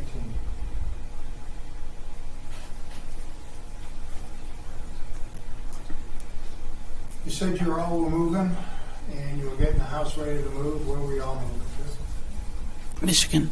Michigan. Where you are now? Yes. Who's up in Michigan? I mean, was it a relative or a separate? My son, my daughter-in-law, my 3 grandchildren. So you all were going to go live around where your children and grandchildren live? You gone down there? It was 40 miles. 40 miles between us. Yeah, but say it. Yes. Closer than Ohio. That was the point, yes. Closer than Ohio, right? Yes. So you were going to bring them up to the family, move to the family. Yes.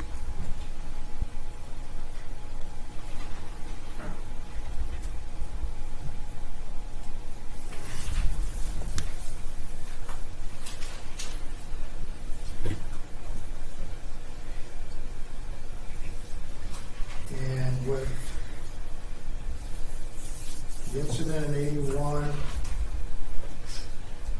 and the pictures of the children and the DNA testing was all done somewhere prior to 2019. You all were engaged then to 2018 and up until April 29th of 2021, probably sometime in the afternoon or whenever it was that you were notified, y'all were packing up to live a life with your family up in Michigan. Correct. No further questions. Nothing further, Judge? Can this lady be excused? Please. You are excused. Thank you. Next, please. They call Paula Ramsey, right? Let me see the lawyers before she comes in, please. Thank you.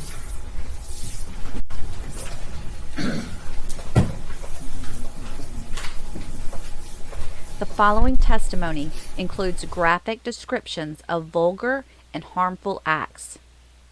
Viewer discretion is strongly advised.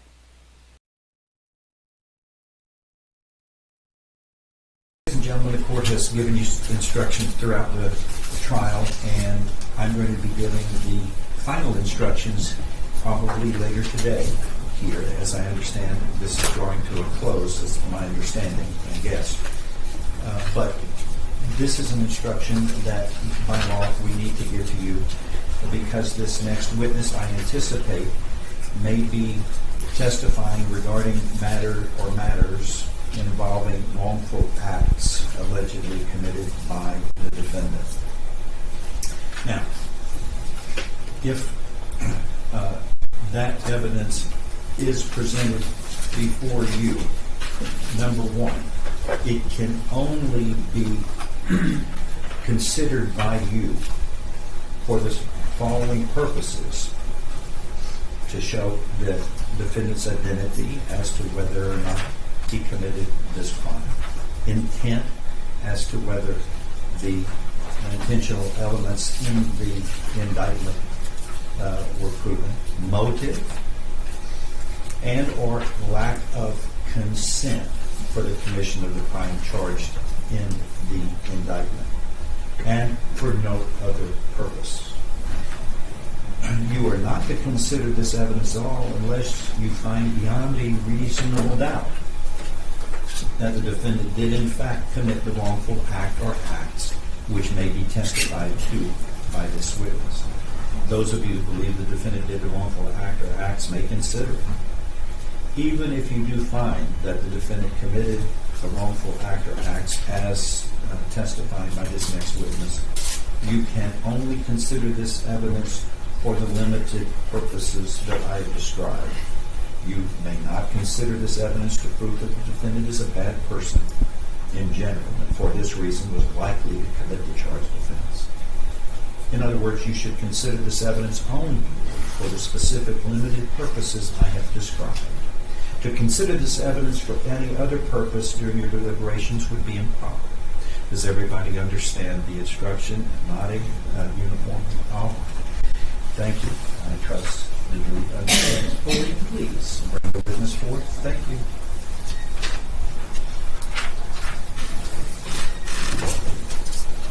And by law, that instruction, you will hear it again at the end during the final instructions the court gives to you at the conclusion of the presentation of evidence.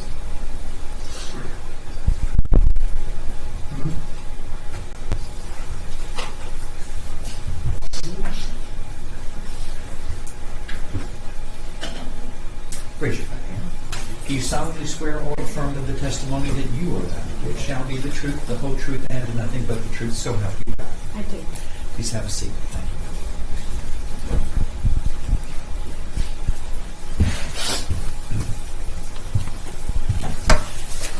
If you'd be so kind of turn the microphone toward your voice. Yes, ma'am. Like that. Good. And if you need to move the chair up so you don't lean, I want you to be comfortable there during your presentation. Thank you. Okay. Your witness.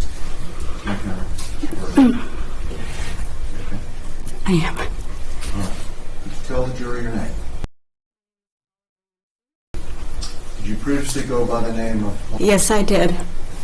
Did you attend Forest Park High School? Yes, I did. And what year did you graduate? I graduated in 1980. You may approach the witness, Your Honor. Yes, you may. I'm going to hand you what's been marked as States 167, which consists of 2 pages. Okay. Does the front appear to be the front of your Forest Park Trojan annual? Yes. And the second page appears to be some pictures of students that were contained therein. Yes. Do you recognize those photos? Yes, I do. Are you pictured in one of them? I am. Is that you in the top left? Yes. Okay. All right. And this is in 1980 when you were a senior, correct? Yes. Have you always been a short and petite individual? Yes. Okay. Permission to publish this, Your Honor? Granted. 167. Oh, I'm sorry. That's a good thing to do. Tender 167. That was not introduced already? No objection, Your All right, it is admitted without objection. Permission to publish it now, Your Honor. You may. That's the front of the Forest Park annual. Yes, it is. And this is the pictures, and that was a picture of you, is that correct? Yes, it is. And that was in 1980? 1980.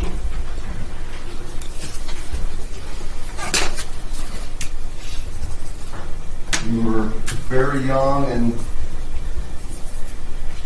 innocent at that time? Yes. What were your plans when you were going to graduate from high school?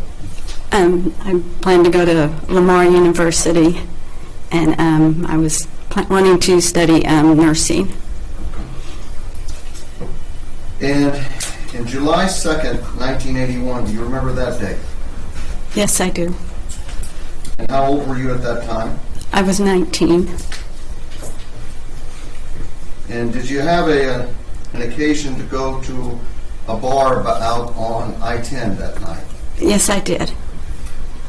And at that time, was the drinking age in Texas 19 years old? Yes, it was. And what kind of vehicle were you driving? I had a 1976 Chevy Nova. And did you go to a club that evening? I did.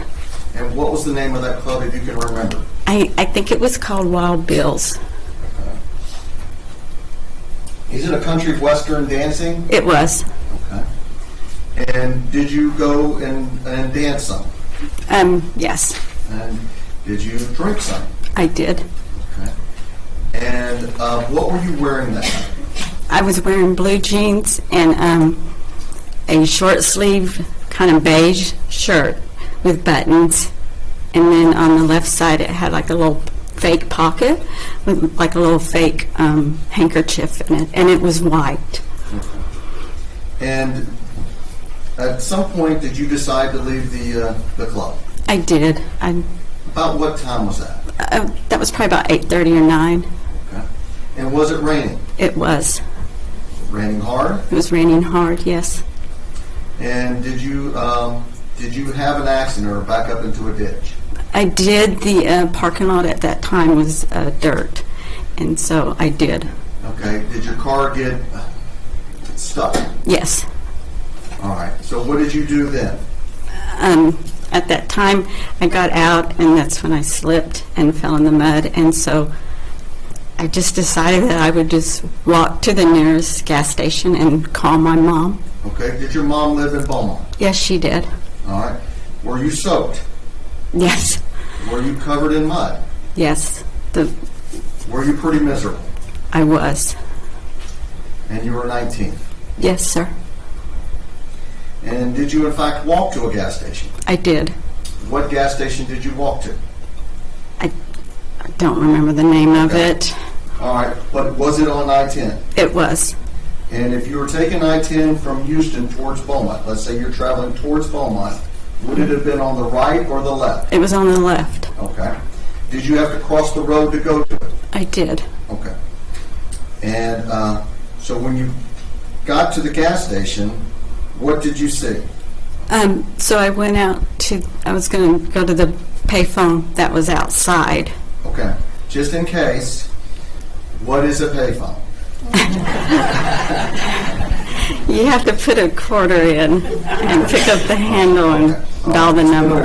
It's been a while. People didn't have cell phones back then, did they? No.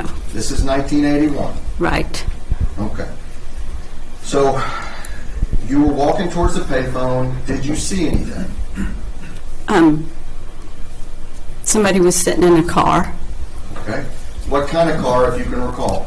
I can't remember the exact kind, but it was like the old Cutlass. What color was it? It was white. And you said somebody was sitting in it? Yes, sir. Were they sitting next to the payphone? Kind of like parked by it. Okay. Did you have to walk by them to get to the payphone? Yes. And did that person have their window rolled down or up? Down. Down. Did that person speak to you? Yes. Do you recognize the person that spoke to you here in the courtroom today? Yes. Could you please point to him and identify an article of clothing on him? A gray shirt. This man right here. Yes. Sorry. I'll let the record reflect that the witness has identified the defendant, Clayton Foreman. Yes, What did he say to you? He just asked if I was having trouble and what I was doing. Did you tell him? Yes. Okay. Did you tell him you wanted to go to your mom's? Yes. And your mom lives in Beaumont? Yes, she did.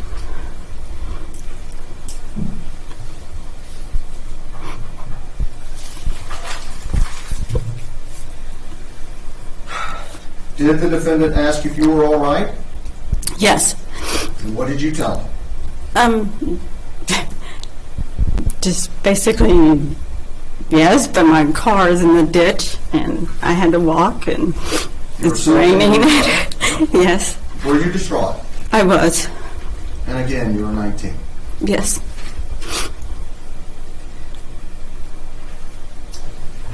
What did the defendant say to you next? He just started asking me about high school and asked if I knew his brother. You had gone to Forest Park, I had. and when he mentioned his brother, was he talking about Mike Foreman? Yes, he was. Were you familiar with that person? I was. He was in my same class. Did that make you feel a little bit more at ease with him? Yes. Do you know how the defendant knew you had gone to Forest Park? I guess because we all lived in that area, and all the kids in that area pretty much went to Forest Park. What did the defendant say next? He told me then that he was a policeman and that he could give me a ride home. That man right there told you he was a policeman Yes. and that he could give you a ride home. Yes. Did that make you feel more likely to trust him? Yes.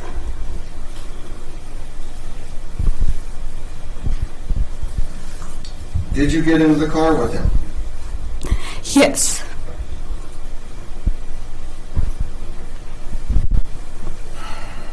When you got in the car, did his car have a console in the middle? Yes. Okay. There was like bucket seats. Did you tell the defendant where to go to take you home to your mother's? I did. Did you start to go that way? We did. At first, the defendant was talking to you, right? Yes. Small talk. At some point, did he quit talking to you? Yes. And at some point, did you realize that you weren't going to your mother's house? Yes. How did that make you feel? I'm kind of scared and distraught and like wondering what's going on. Did you ask him what was going on? I don't remember. I might have. You were scared? Yes, sir. Did you have a feeling of dread in you? Yes, sir. He had told you he was a police officer, Yes, and you believed him. I did. He had told you that his brother was friends with you at Forest Park, Yes, and you believed it was okay. I did. And suddenly he's not going to your mom's house. No. Did you start crying? I don't think at that point I did. Where did y'all end up? I don't know. It was like a field. A field? It had trees. Trees on one side? And then there was a billboard with a light. Okay, the billboard had a light under it that shined on the advertisement. Yes. And it was the middle of a field? Yeah, it was kind of towards the edge of it. But it was a field. What did you do? I just was wondering what was going to happen. And what did happen?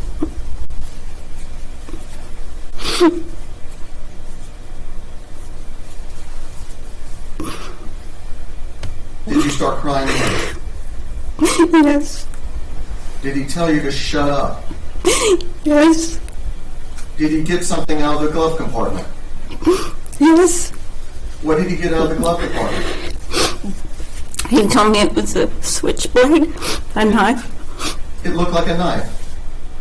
Is that right? Yes.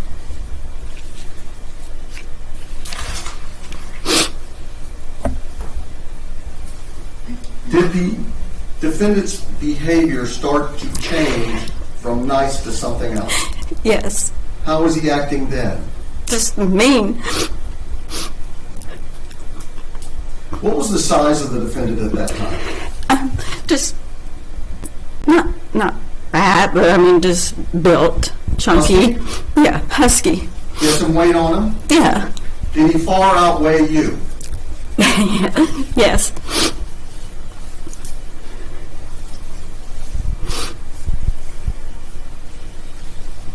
When you pulled out the knife, what did he tell you? To get in the back. Were you crying? Yes. Did he tell you to shut up? Yes.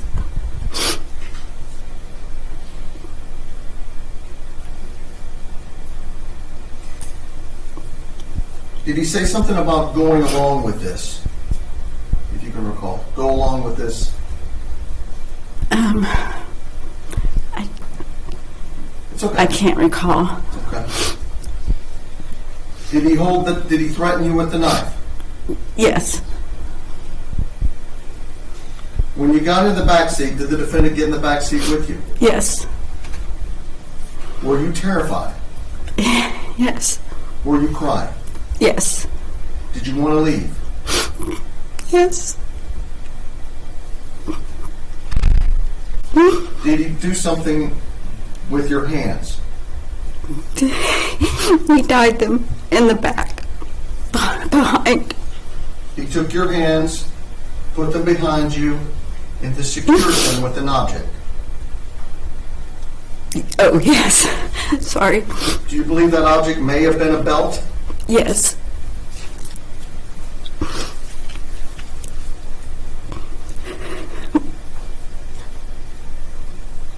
Did he threaten to cut your throat if you didn't do what he wanted? Yes.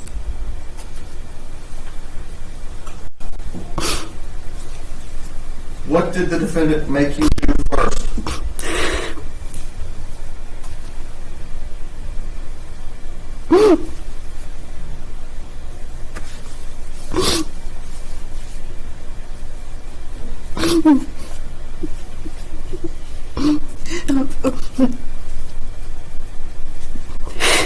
Oral sex. So the record's clear. The jury understands what this man did. He took his out and stuck it in your mouth. Yes. Did you want to do that? No. At some point, was it not working? Yes. Because you were crying, Yes. sobbing. Yes. What did he do then? I guess he got frustrated and turned me over. And then I got All right, we're going to go step by step. I'm sorry, Paul. Did he pull your...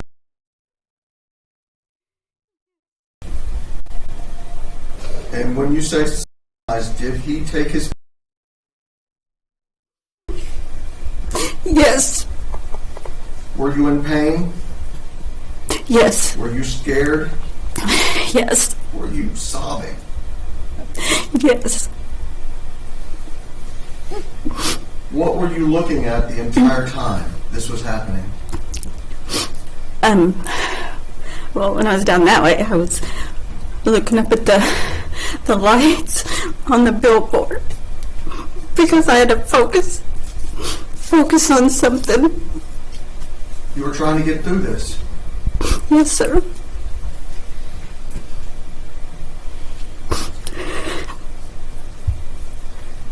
You know how long he... I don't. At some point, did he change? Yes. What did he do then? I turned over. He And pushed then- you over? Yeah, because that's when I was really looking at just looking at the billboard.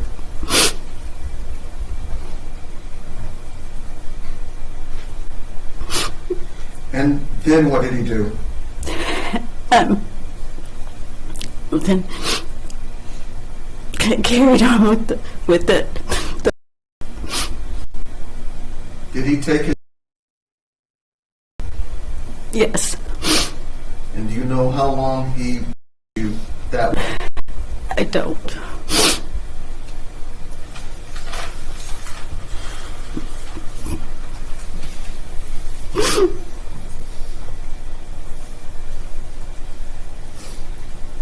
At some point, did he ejaculate into you? I believe so.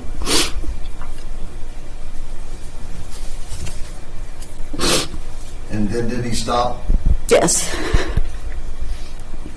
Did you get dressed? Yes. Did he get dressed? Yes. I'm sorry. Did he start driving the car again? Yes. Did he drive you to your mother's house? Yes, he did.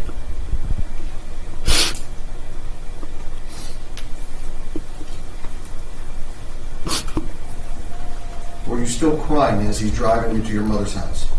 Yes. Did he say something that you found odd concerning what he'd just done to you? Yes. What was that? When I was getting out of the car, he said, "Stop crying. I'm sorry. I hope I didn't hurt you." He did hurt you. This is 43 years later, and you're still affected. Yes.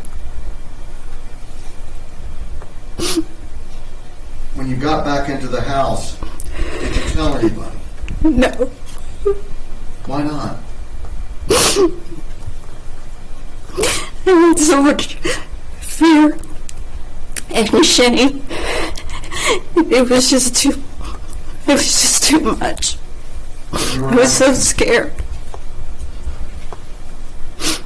At some point, what did you do with your clothes? I washed them, and then I hung them up in front of my closet so that when I opened my closet door, I had to see them. Just because of the mental and the shame. You find yourself? Did you find yourself? I did.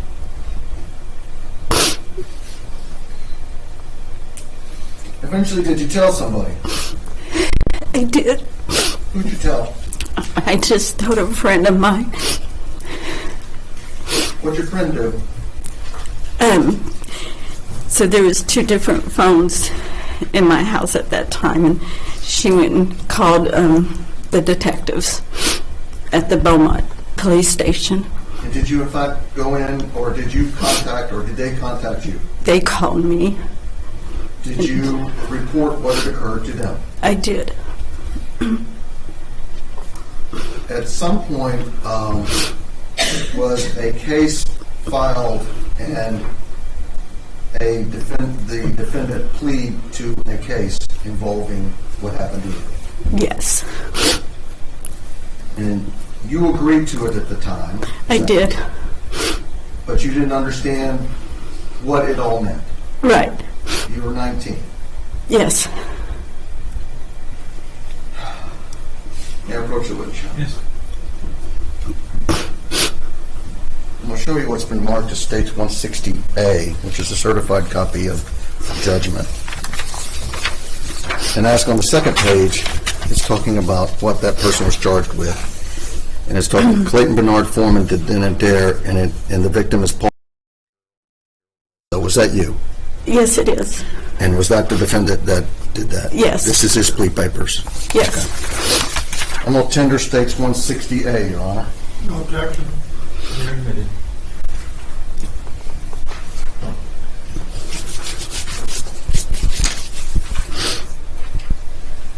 Permission to publish it, Your Honor?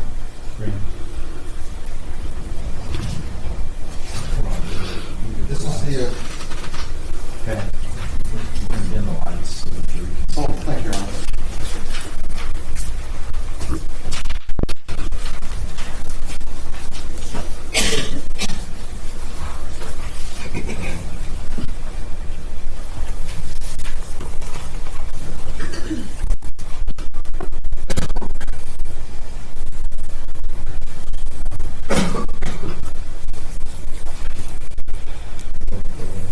And what State 160A says, on or about the second day of July, 1981, in said county of Jefferson, the state of Texas, Clayton Bernard Foreman, defendant there, intentionally or knowingly threatened imminent bodily injury to her. Use of a deadly weapon, namely a switchblade. That's what you agreed for them to plead to, is that correct? Yes. But that isn't all that happened to you, is it? You were raped. Yeah. He did threaten you with a knife, but he did more than that, right? Yes.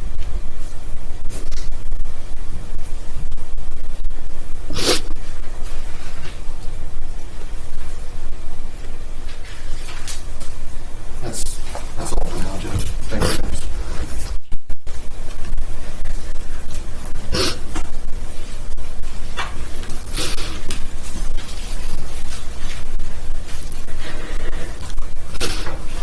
Slow down.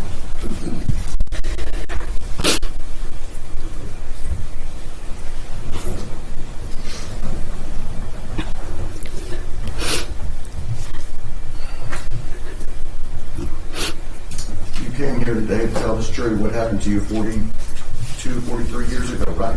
Yes. Who did you do that for? For Catherine. That's the witness.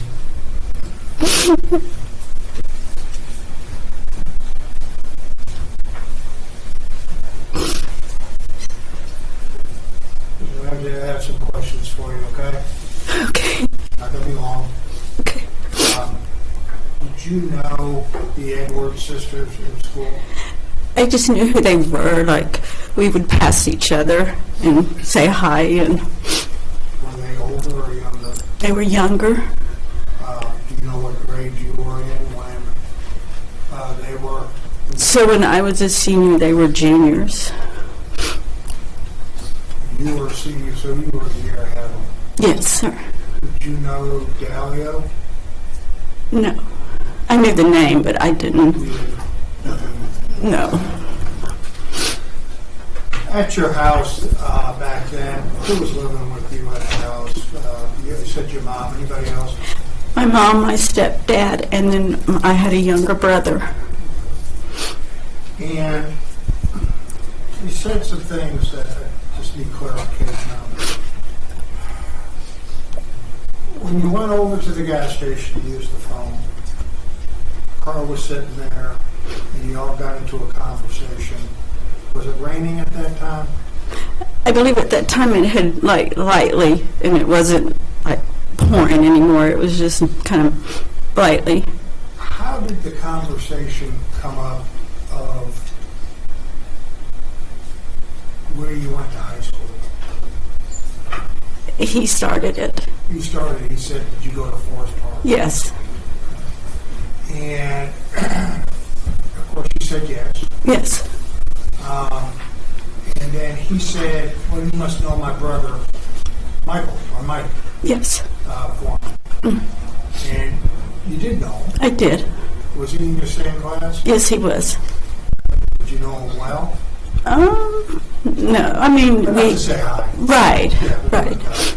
So he brought it up that, hey, you must know my brother. Yes.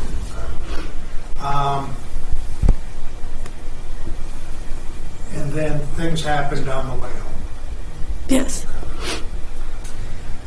You didn't talk to anyone, and you see, we showed you states exhibit, or you didn't talk to anyone after it happened, but a couple weeks after that or somewhere, you talked to a friend. A friend.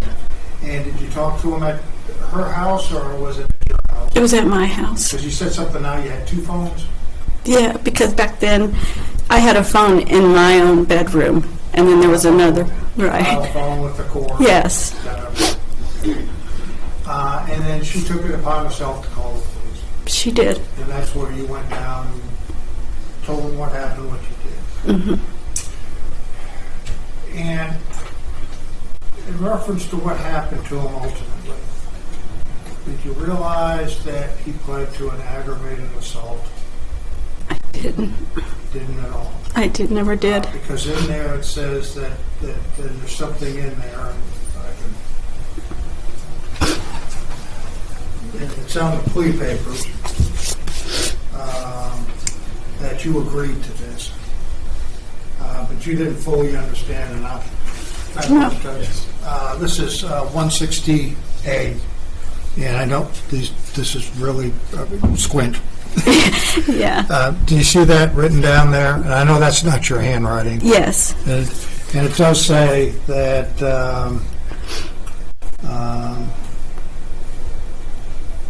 because of victim's agreement, correct? Correct. The other thing is that it's not a sexual assault that he pled to. You understand? I didn't. I don't. And there was different ranges of punishment.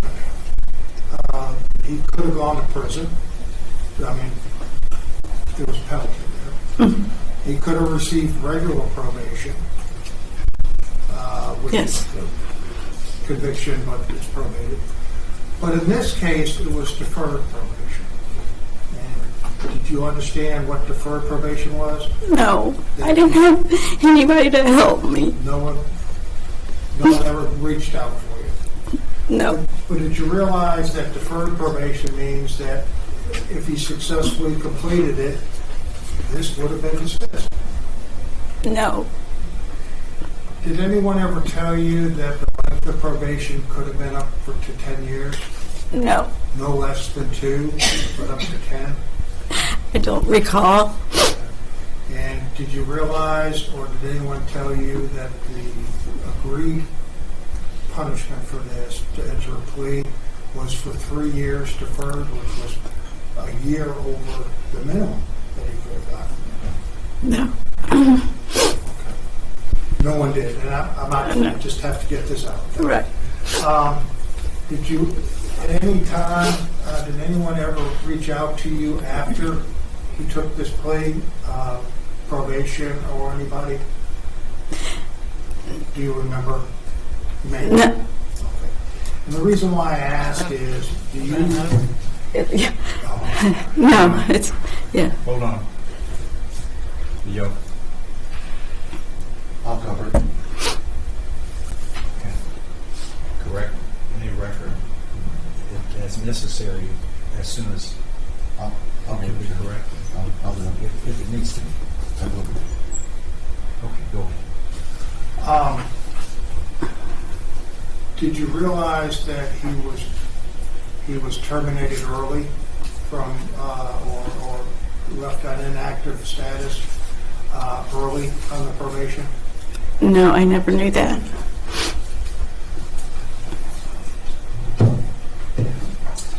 And going back, after this all happened, when you were in the field or wherever, he told you when he brought you to your house? Yes. Afterwards, yes. So he knew where you lived, Yes. you knew who his brother was, Yes. and he said, "I'm sorry, and I hope I didn't hurt you." He said, stop crying. Stop. Yes. That's what.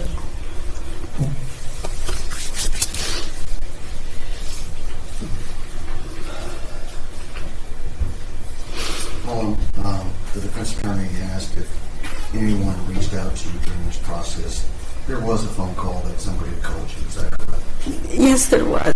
Could you tell the jury about that? It was just a different kind of phone call. And they just stated, they said, Ms. Bledsoe, he has, You know, I'm going to object to hearsay if it's. I don't know who. He opened the door. He asked if anybody had reached out to him, and someone did. Well, the issue out there is she agreed, and she can explain why she agreed. In all fairness, since that is an issue that's been brought up. It's not that. It was questioned about, and you can go into that. Yes. So what did this person say to you?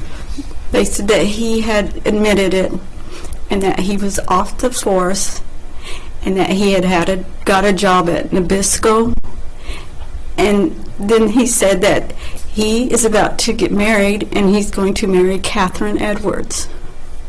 And I know that phone call.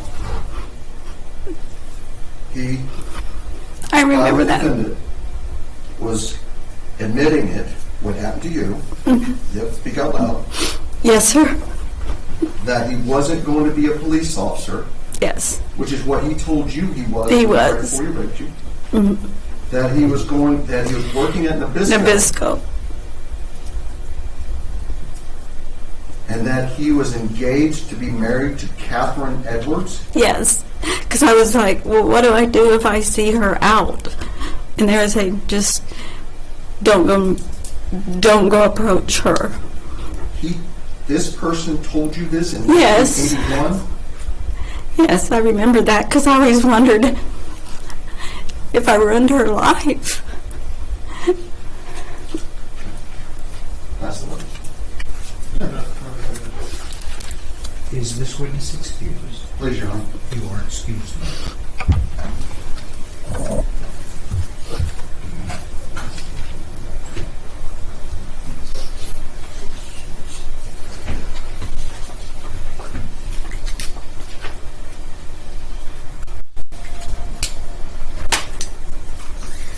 All right. Next witness, please.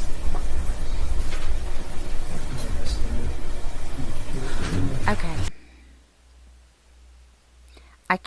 There's no words.